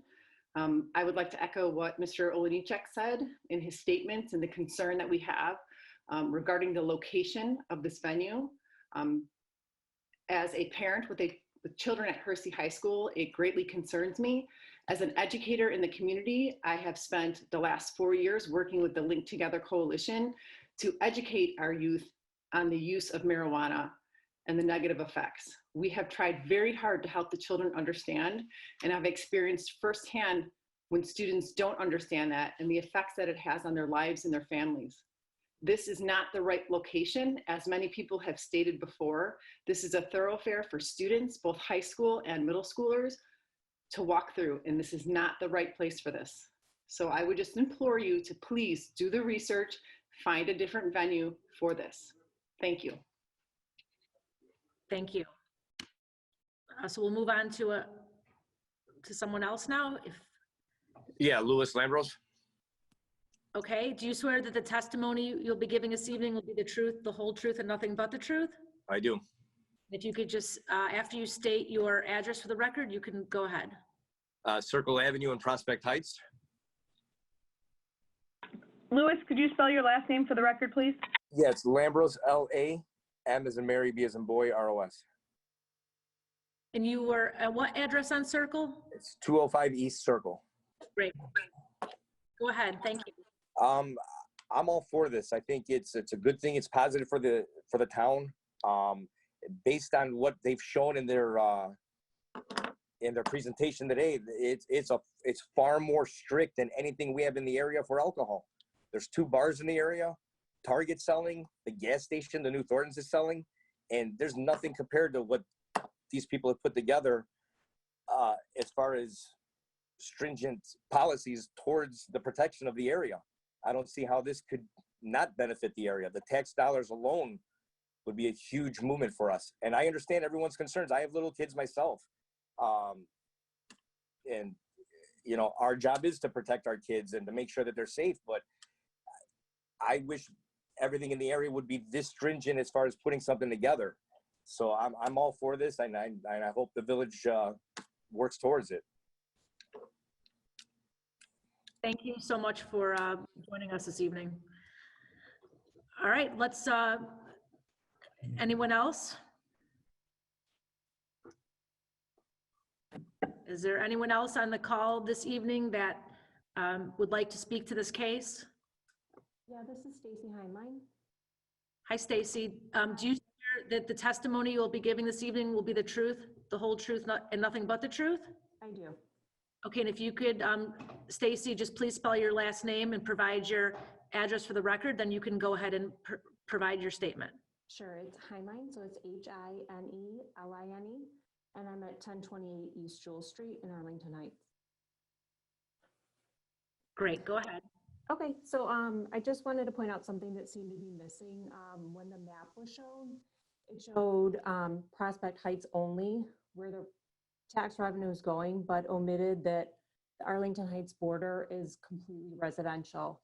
And so the things that were addressed, like diminishing property values, comfort, and morals, those are all things that will impact the residents of Arlington Heights. And I really hope that you take that into consideration as well. Great, thank you, Stacy. Thank you. Okay, is there anyone Hello. else? Hello, yes. This is Madalena Ivan. Hi, Madalena. Do you swear that the testimony you'll be giving this evening will be the truth, the whole truth, and nothing but the truth? I swear. And if you could just please state your address for the record. My address is 1051 East Jewel Street in Arlington Heights. Great. And I'm a general dentist. And our house is right behind Aldi's and very close actually to the location of this new business. Our kids actually play in the street in that residential area, which is full of kids. And I'm surprised that this note has not been taken into consideration by other neighbors. I know there's another group of houses that has a lot of children right in the area close to Aldi's, and that is Christina Court. And yes, I don't think it's very safe from a health point and from a safety point to have this dispensary close to a residential area. It will diminish our property values.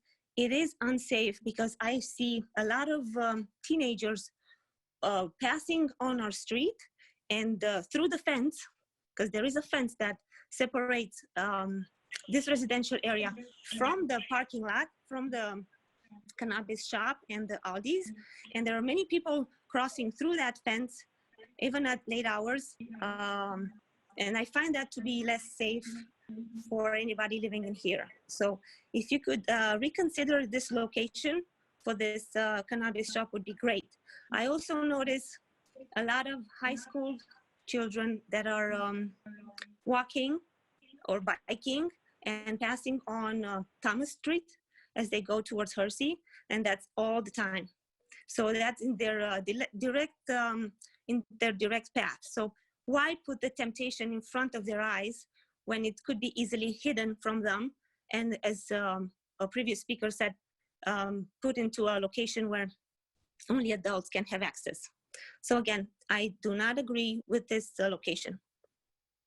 Thank you very much. Thank you.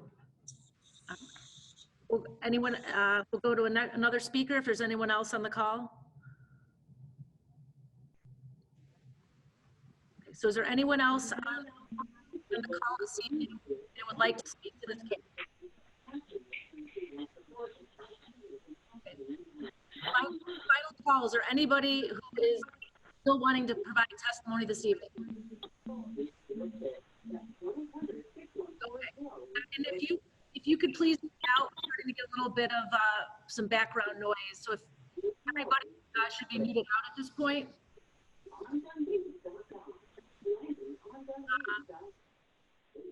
You can see your phone, yeah, please mute out. Okay, so then that's going to, what was that? Okay. All right. So Anthony, if you and your team would like to provide some additional information, I think what I'd like to, Anthony, if you could share, because obviously a lot of concern about the kids.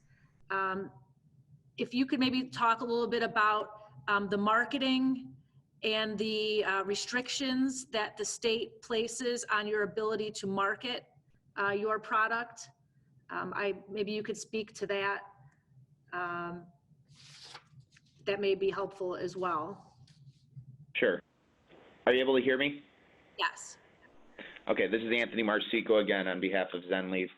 First, I want to say to the public, completely appreciate all of those comments and all of those opinions on what's going on in the community. I'd also like to state that I'm a father of two small children, so I understand some of the concerns.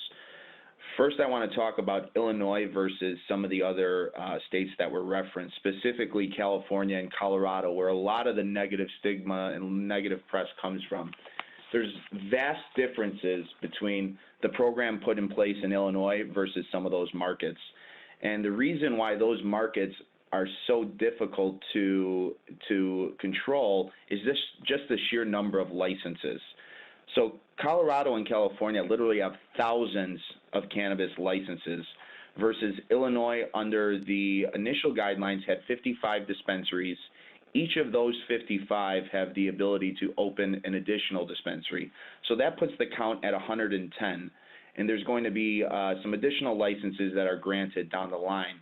But this makes a program very manageable by the governing bodies, as I mentioned before, IDFPR and ISP. Very strict guidelines and very high standards that we're held to. Some of the strictest in the country. We operate dispensaries in 8 states across the country, and I can say that Illinois is one of the most strict. Talking about access to cannabis for children, that is absolutely one of the biggest concerns for us. We do not market to children, and Illinois has put guidelines in place, one, for the types of products that we sell, the packaging that we are allowed to use. All packaging has to be approved by the state of Illinois. We're not able to depict any sort of packaging that would market to minors. So things like gummy bears, any sort of graphics or holidays that market to minors, we're not allowed to use those. The advertising is very, very strict. Again, nothing targeted towards minors. And again, with respect to the actual physical facility, you're not going to see flashing lights, neon signs, anything like that. We're a high-end retail establishment that markets to adults. It's going to be a sleek design. And as one of the members of the community had mentioned, that's kind of been a dead corner. We want to revitalize that corner and really add value to the surrounding businesses and the community. Something else that's been mentioned is access to product. And again, I appreciated one of the comments from the community that it is very strict to access our facility, much more strict than any liquor store, much more strict than any grocery store that also has liquor being sold there. One of the goals, I think, and it's my opinion, of legalization is to really crush the black market, which is where children have access to cannabis currently. And that's where a lot of the problems really stem from.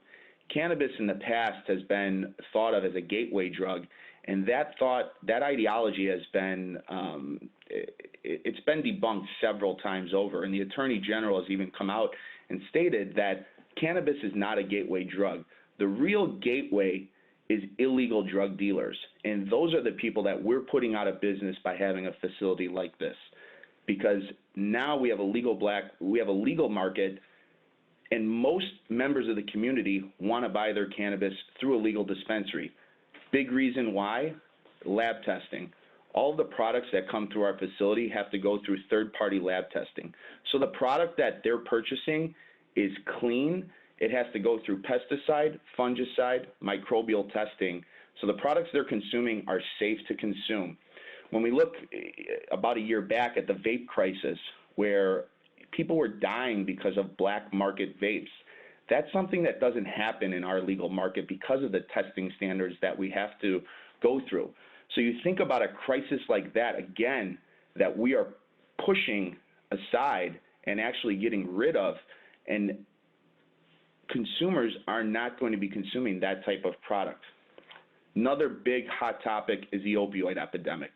And someone spoke about chronic pain calls to the hospital going down significantly. I can speak to this specifically with Illinois because on the medical side, Illinois has instituted what's known as the OAPP, the Opioid Alternative Pilot Program. And on the medical side of our dispensary business, we see several medical customers who come into our, medical patients who come into our facility who are just been given these horrible drugs to counteract pain and some of their other conditions, and cannabis can really be used as an alternative to these. And what we're seeing over time as we're helping treat these patients is that cannabis isn't actually a gateway drug, but instead an exit drug for some of these people. We see people who come in very, very bad condition, and over time and with a regimen that we help them get on, we see them become more themselves, whereas while they're on opioids, they're just a shadow of themselves.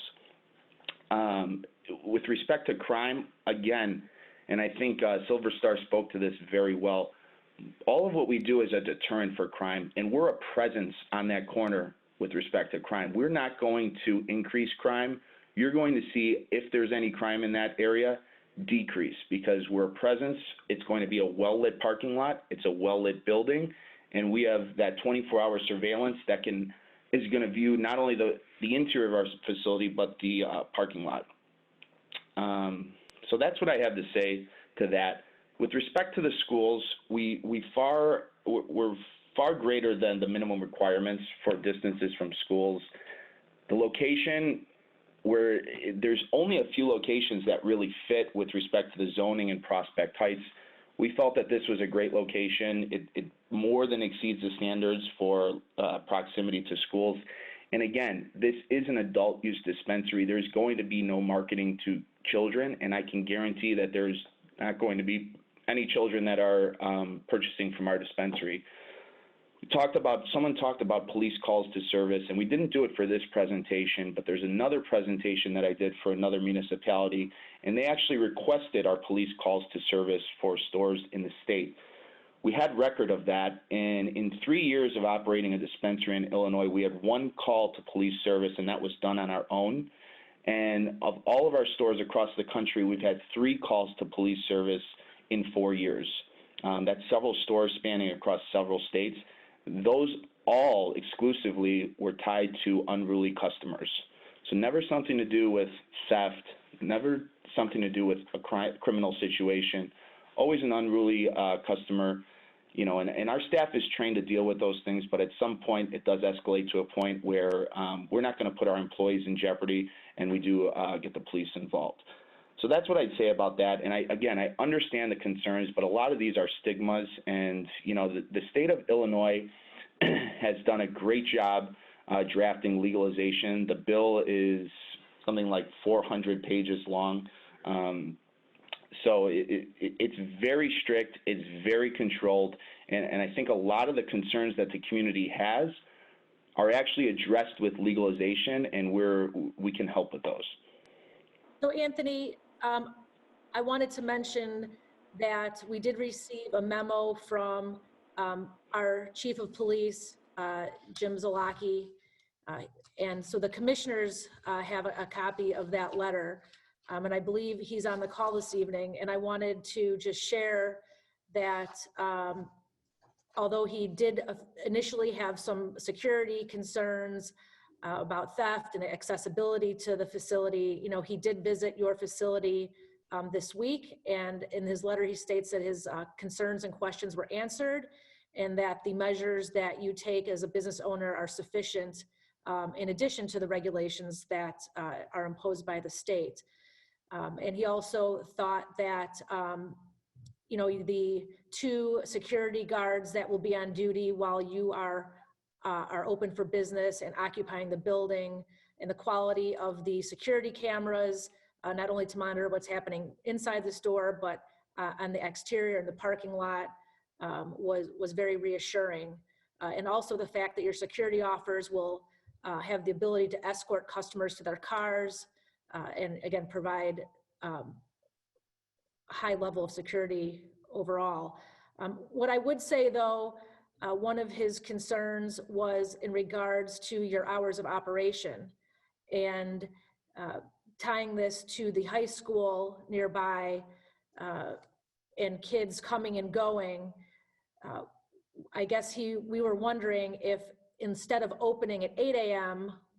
when there would be traffic to and from for the high school, if you would be willing to consider opening at 9 a.m.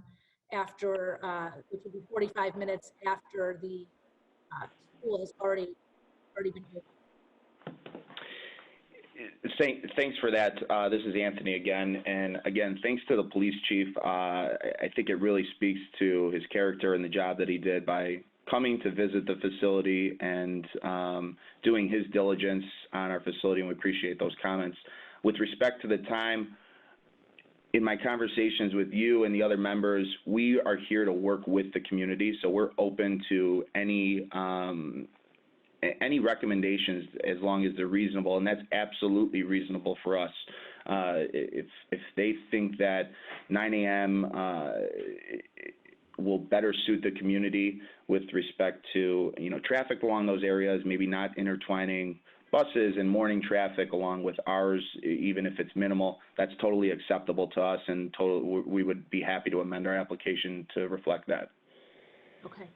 All right, so I think then what I'd like to do is open up the discussion to the other commissioners at this time. So we are not taking any additional public testimony from the public, but this is now an opportunity for my fellow commissioners to provide their comments and for us to have discussion.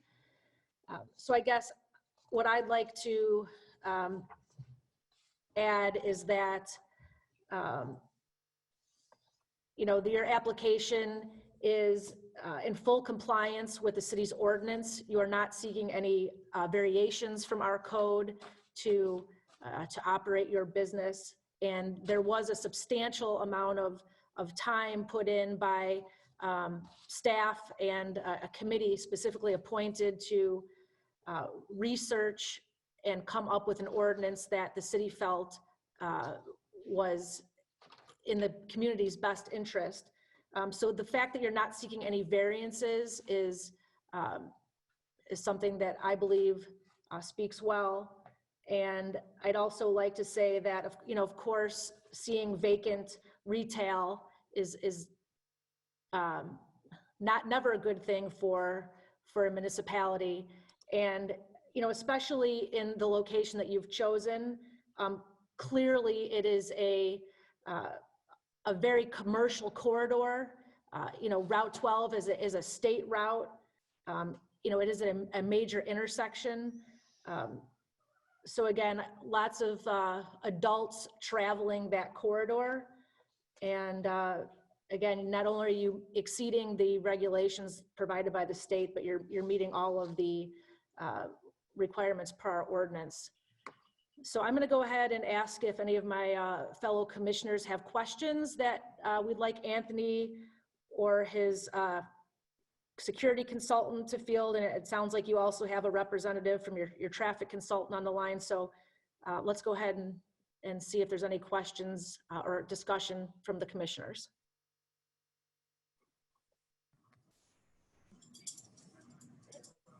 Janet, is that you? Or Machi, do you have anything?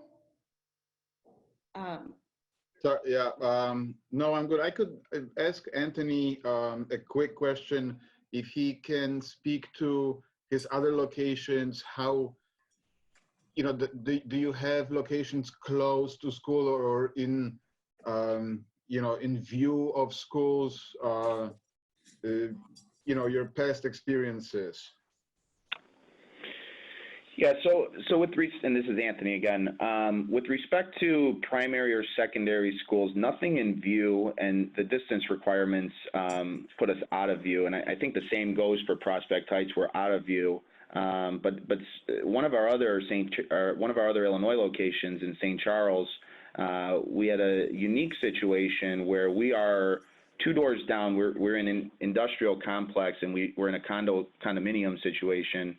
Where we share a building with a dance studio. And there was significant concern from the community as well as the instructor and the parents of operating a medical and adult use dispensary next to a dance studio.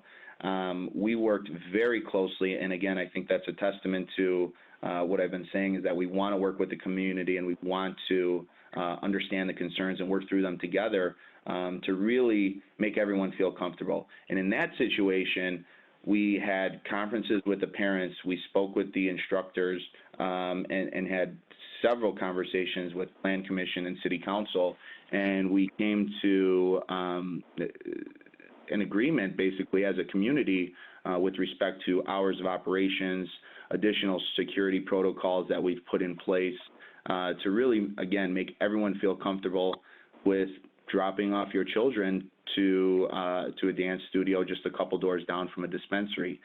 Again, I think people are afraid of what they don't know, and most people have not experienced walking in or doing business with a dispensary. And the reality is that a lot of the people associate dispensaries with bars, and the experience is very different because there is no consumption. Customers are coming into our facility, they're purchasing, they're leaving quickly. And I think you'd be surprised to see that the average customer is not your young person who's looking to, you know, have this crazy recreational experience, but instead, our #1 demographic is actually women over the age of 45. So, you know, you don't know until you've really seen it, and that's why I was really appreciative to staff and some members of the PZBA who did come out to visit our facility and really see it firsthand. And you can see how customers come in and out fairly quickly, and, you know, the folks who did come and visit can speak to that a little bit more clearly. They're coming, they're going, and they're on their way. There's not this sense of hanging out. But specifically to talking about schools, again, we have that situation in St. Charles, Illinois. We worked through it with the school owner, and we also, I think, made the parents very comfortable. And in the end, when they were originally objectors at the final city council meeting, they were actually spoke in favor of us. Thank you for that. Thank you. You know what, and with this virtual meeting this evening, it appears that we may have missed a resident who wanted to speak. Margaret Ruskowitz, are you on the call? Hello. Margaret, do you have a phone on next to your computer? Or... Yes, hello. Yeah, you may have to, if you have multiple devices, you may have to mute out one of them. So if you'd like to go ahead, do you swear that the testimony you give will be the truth, the whole truth, and nothing but the truth? Of course. And if you could just again state your name, spell your last name, please, and your address for the record. RUSZKIWICZ.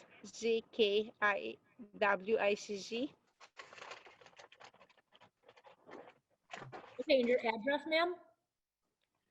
104 Drake Terrace, Prospect Heights. Great. Okay, you can go ahead. Okay, I've just heard that you guys planning to have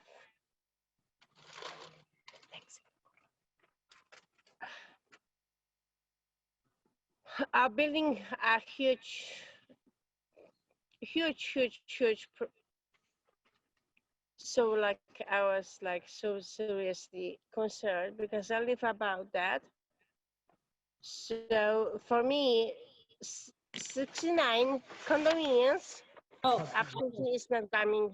So ma'am, listen, I'm gonna interrupt you only because I believe you're speaking to the second case that's on our agenda. So is it going to have a place tonight? Yes, that's the next case on our agenda as soon as we finish hearing our first case. So okay. You can go ahead and mute out, and then we'll be on to the next case when we finish with this applicant. Okay, so again, if there's any questions from the commissioners? Chairman Dash, I would like to make a couple comments and ask a couple questions. In the traffic study or traffic and parking evaluation, it was stated it was a proposed medical and recreational marijuana dispensary. And I just wanted to clarify that this is not a medical dispensary, that it's solely recreational. So I wanted to clarify that or make sure that everybody is realizing that it is not for medical marijuana. And I don't know if that would change the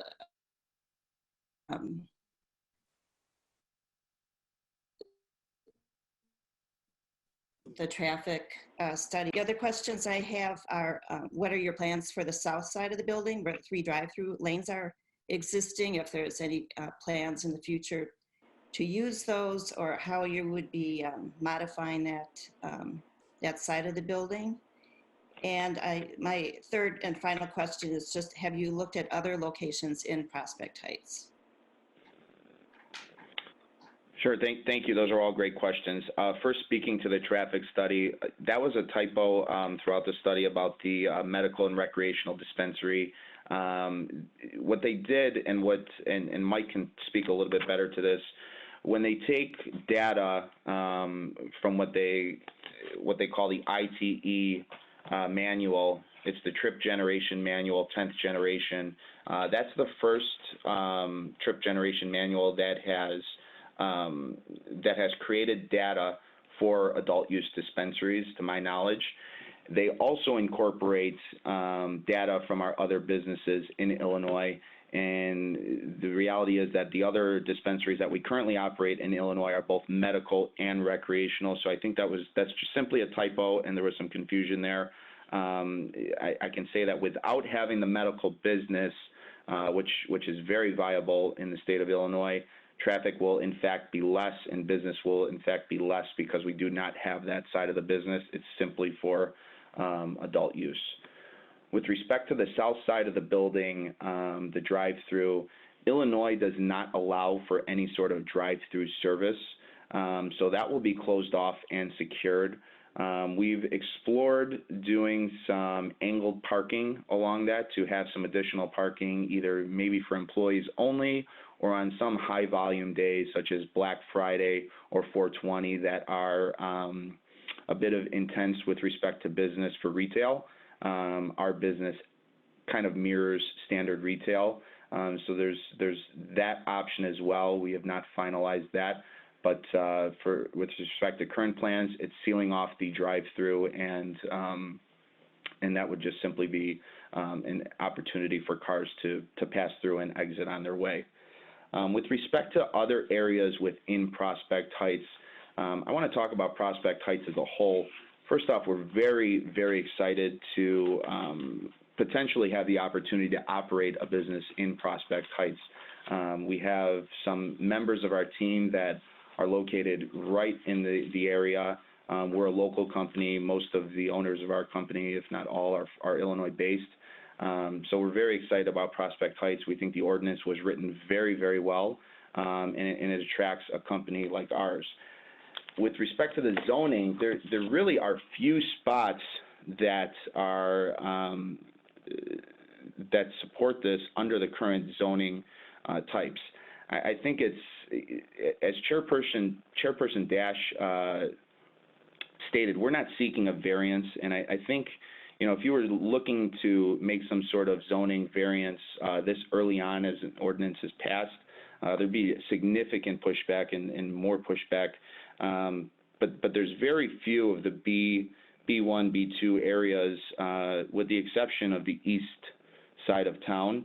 But when you look at the area, which is kind of, if you go to slide 7, that is outlined for us, you know, there's really 2 significant commercial thoroughfares in Prospect Heights. One is the dotted line in red on the west side of town, and the other is the east side of town where you see these B2 districts.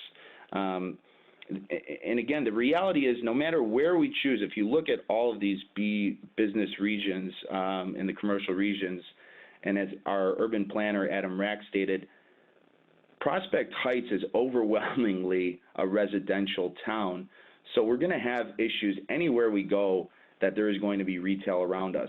We chose a main commercial thoroughfare, in our opinion, a corner that can easily support any traffic concerns with Rand Road and Thomas being, again, main arterials in the town of Prospect Heights.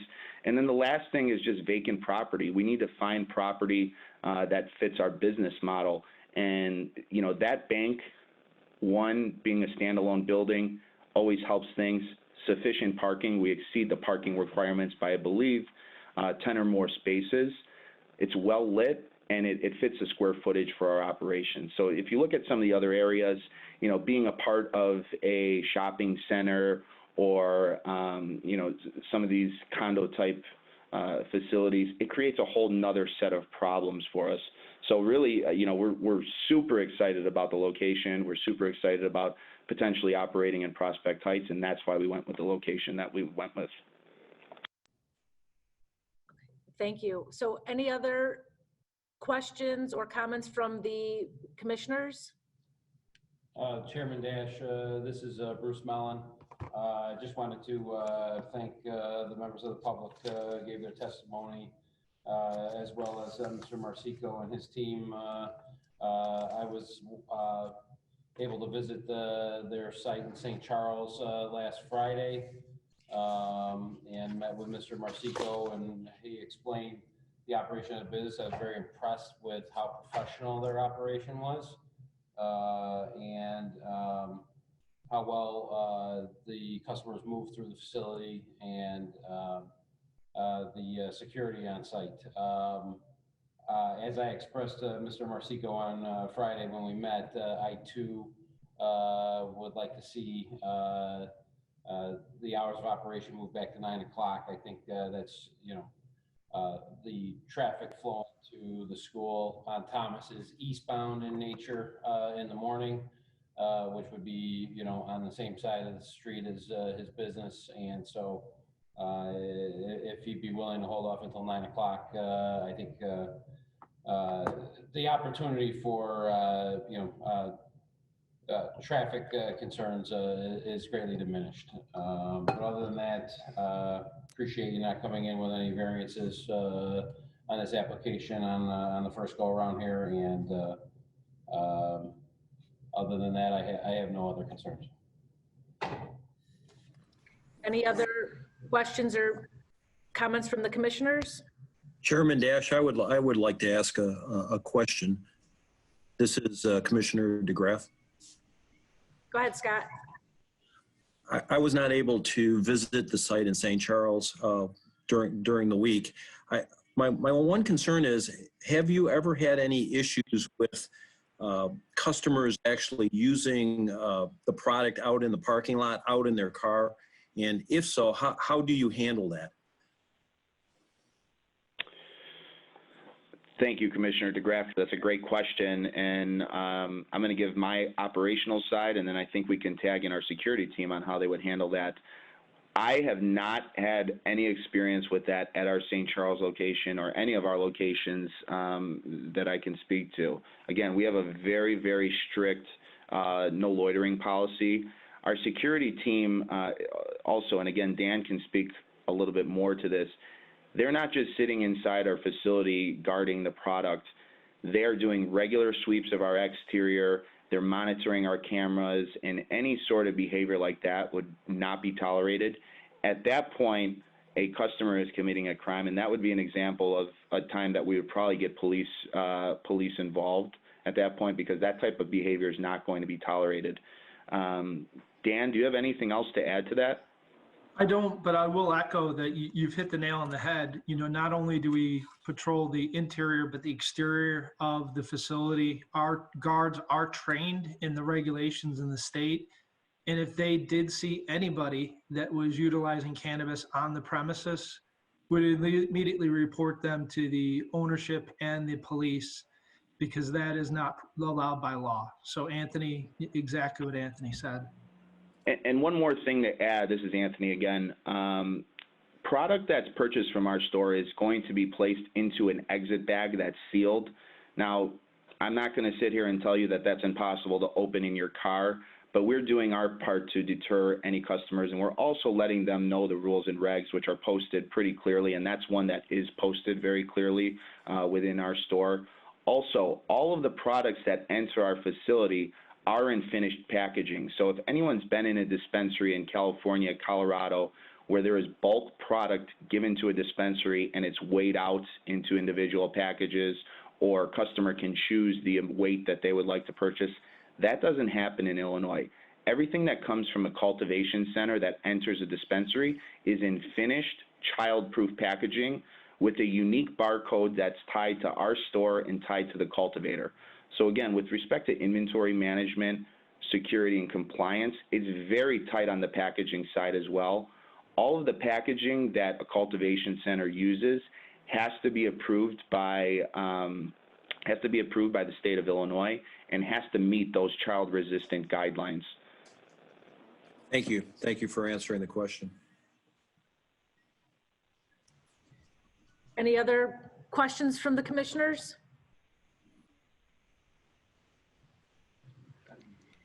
Chairman Dash, I have one other comment I'd like to make, and this is in respect to the adult use cannabis ordinance that was passed, and specifically section 5-3-19.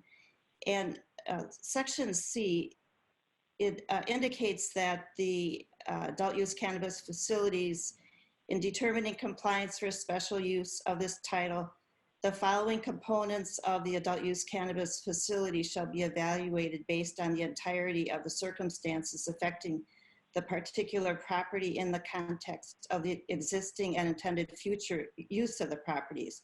And number 1 states the impact of the proposed facility on existing or planned uses located within the vicinity of the subject property. So that's telling me that although the applicant is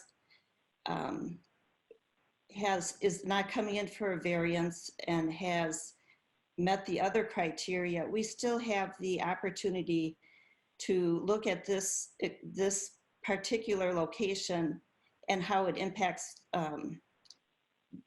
the other facilities in the location. And I think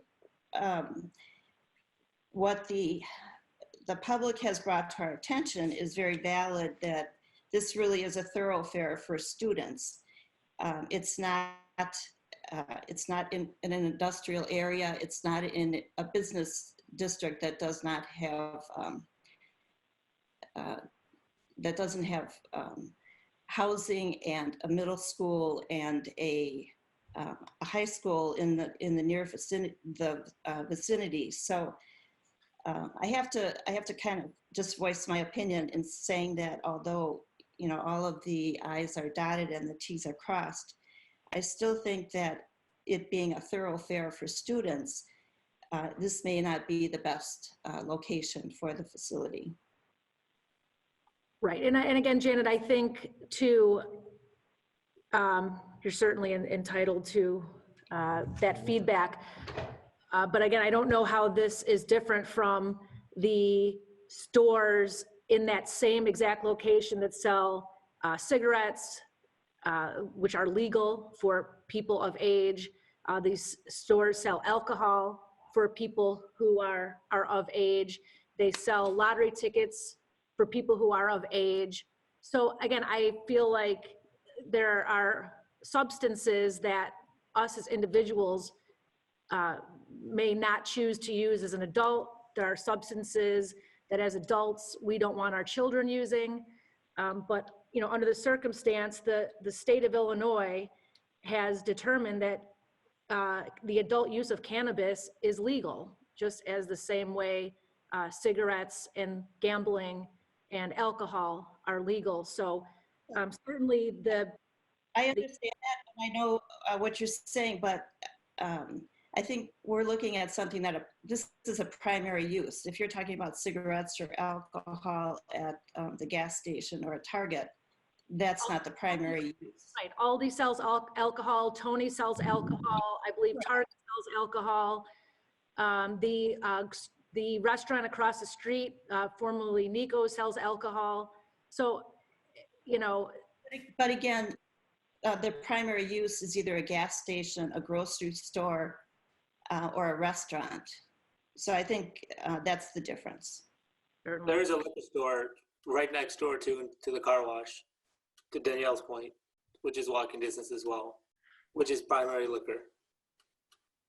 Right, so again, although we all have personal opinions on legal and, you know, what substances are legal that we may not choose to use as adults and certainly don't want our kids using.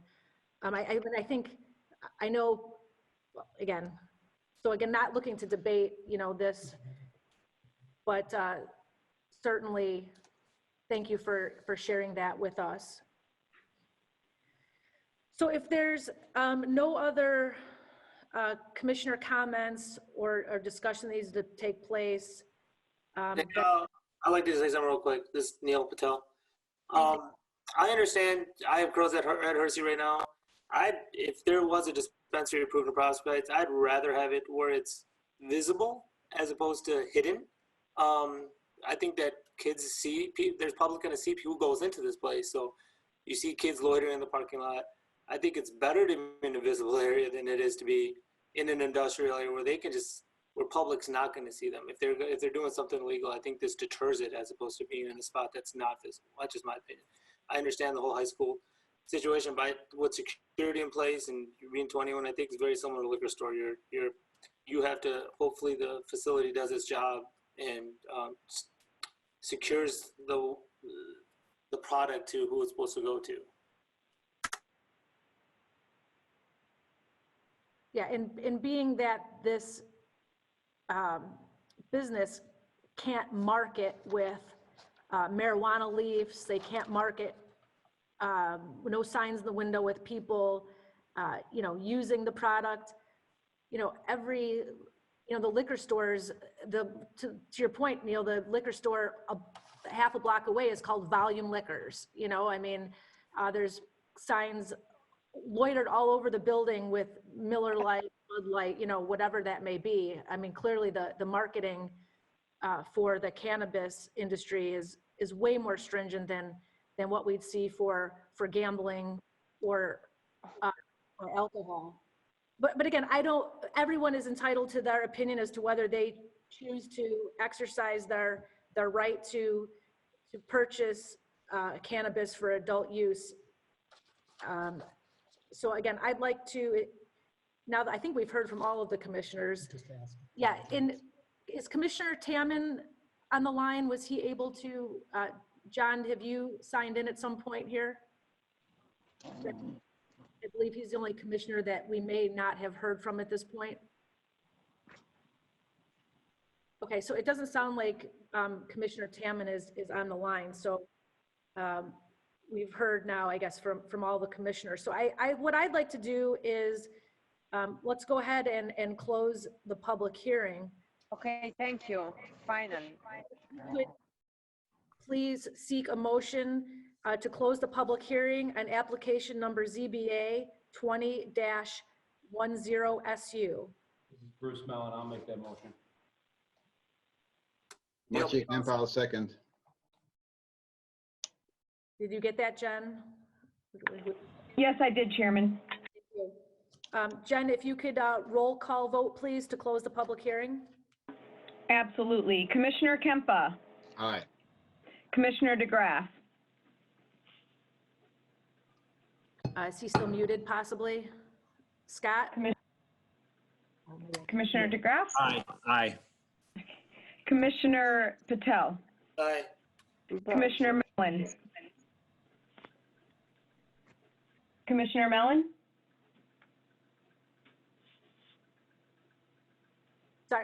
Sorry, Commissioner Mellon. Sorry, we're sharing a microphone. Aye. Commissioner Saywert. Aye. And Chairman Dash. Aye. Okay, so that closes our public hearing on this case this evening. So now I'd like a motion, please, to receive into the public record the staff review of compliance of this application with the zoning standards as presented by staff this evening, and to make these standards a part of our official record for this application. A motion, please. Danielle, do you want to include the change of hours? So right now, we're just. Okay, got it. No problem. We'll include that condition when we seek a motion. Got it. I'll make that motion. Commissioner DeGraff.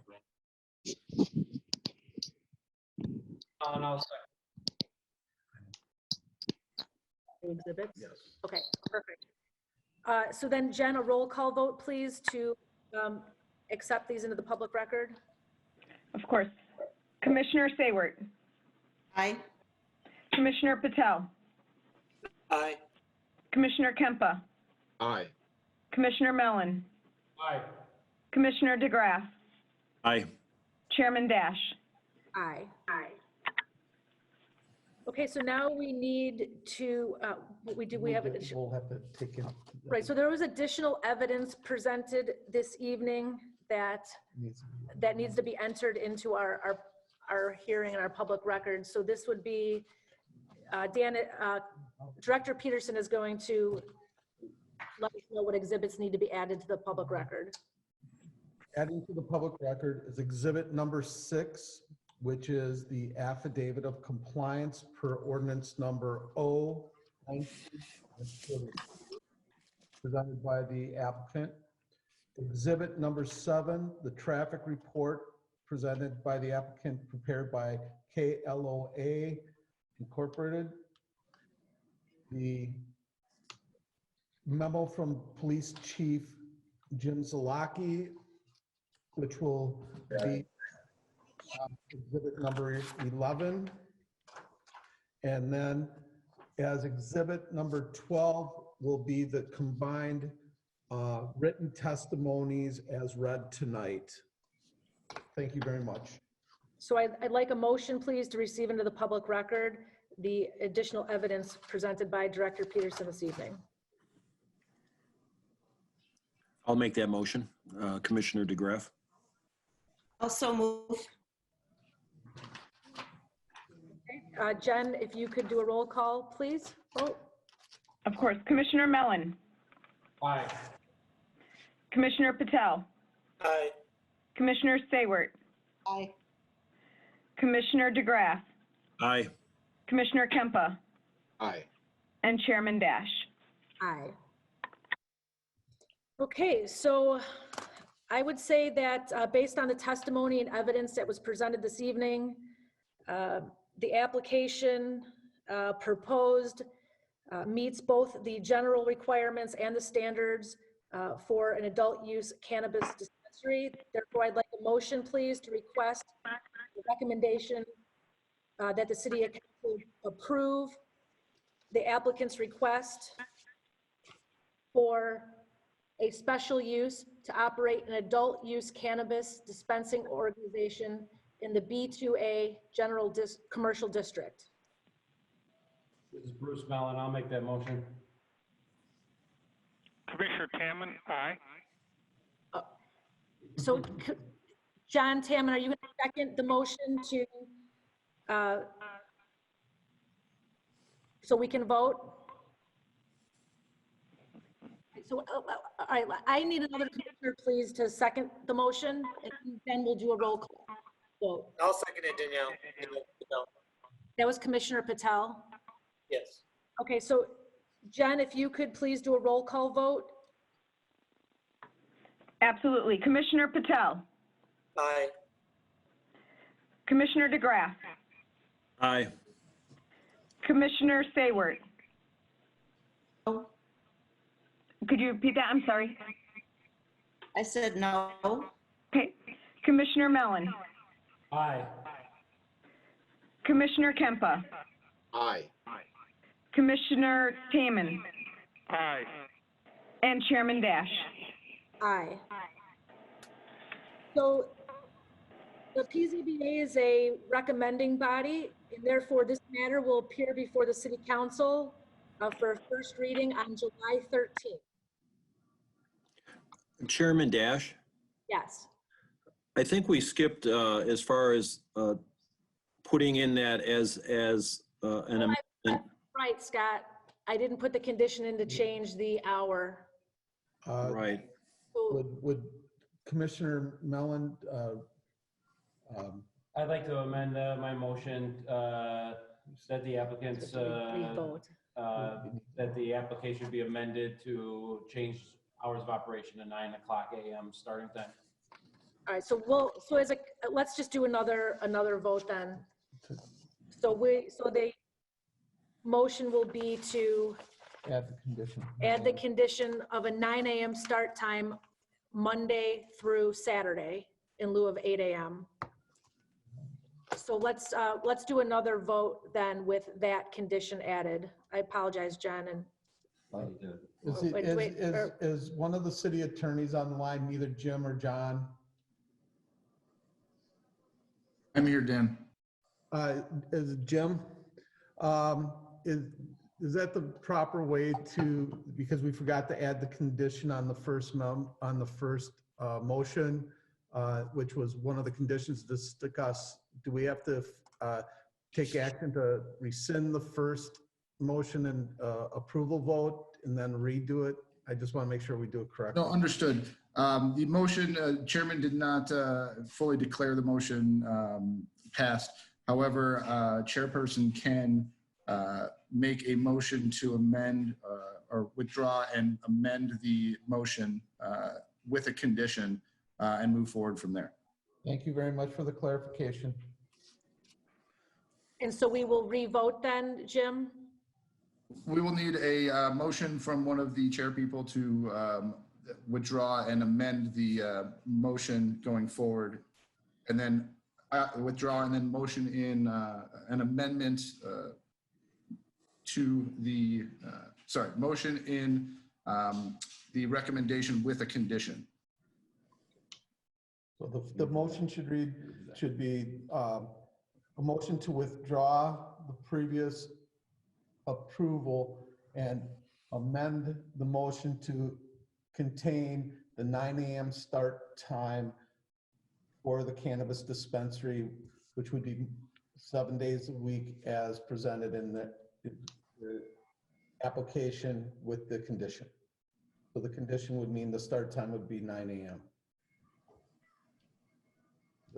So, right. So is there a motion from a commissioner? I'll make that motion. I'll make that motion. Neil Patel. Okay, Neil Patel made the motion. Is there a commissioner who will second it? Bruce Mellon. Bruce Mellon will second it. So Jen, if you could do a roll call vote again, please.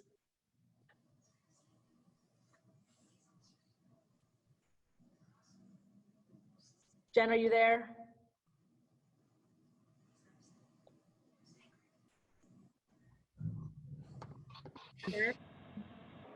Okay, Commissioner Kempa. Aye. Commissioner DeGraff. Aye. Commissioner Taman. Aye. Commissioner Mellon. Aye. Commissioner Patel. Aye. Commissioner Saywert. No. And this is to withdraw the original motion. Commissioner Saywert, are you still a no?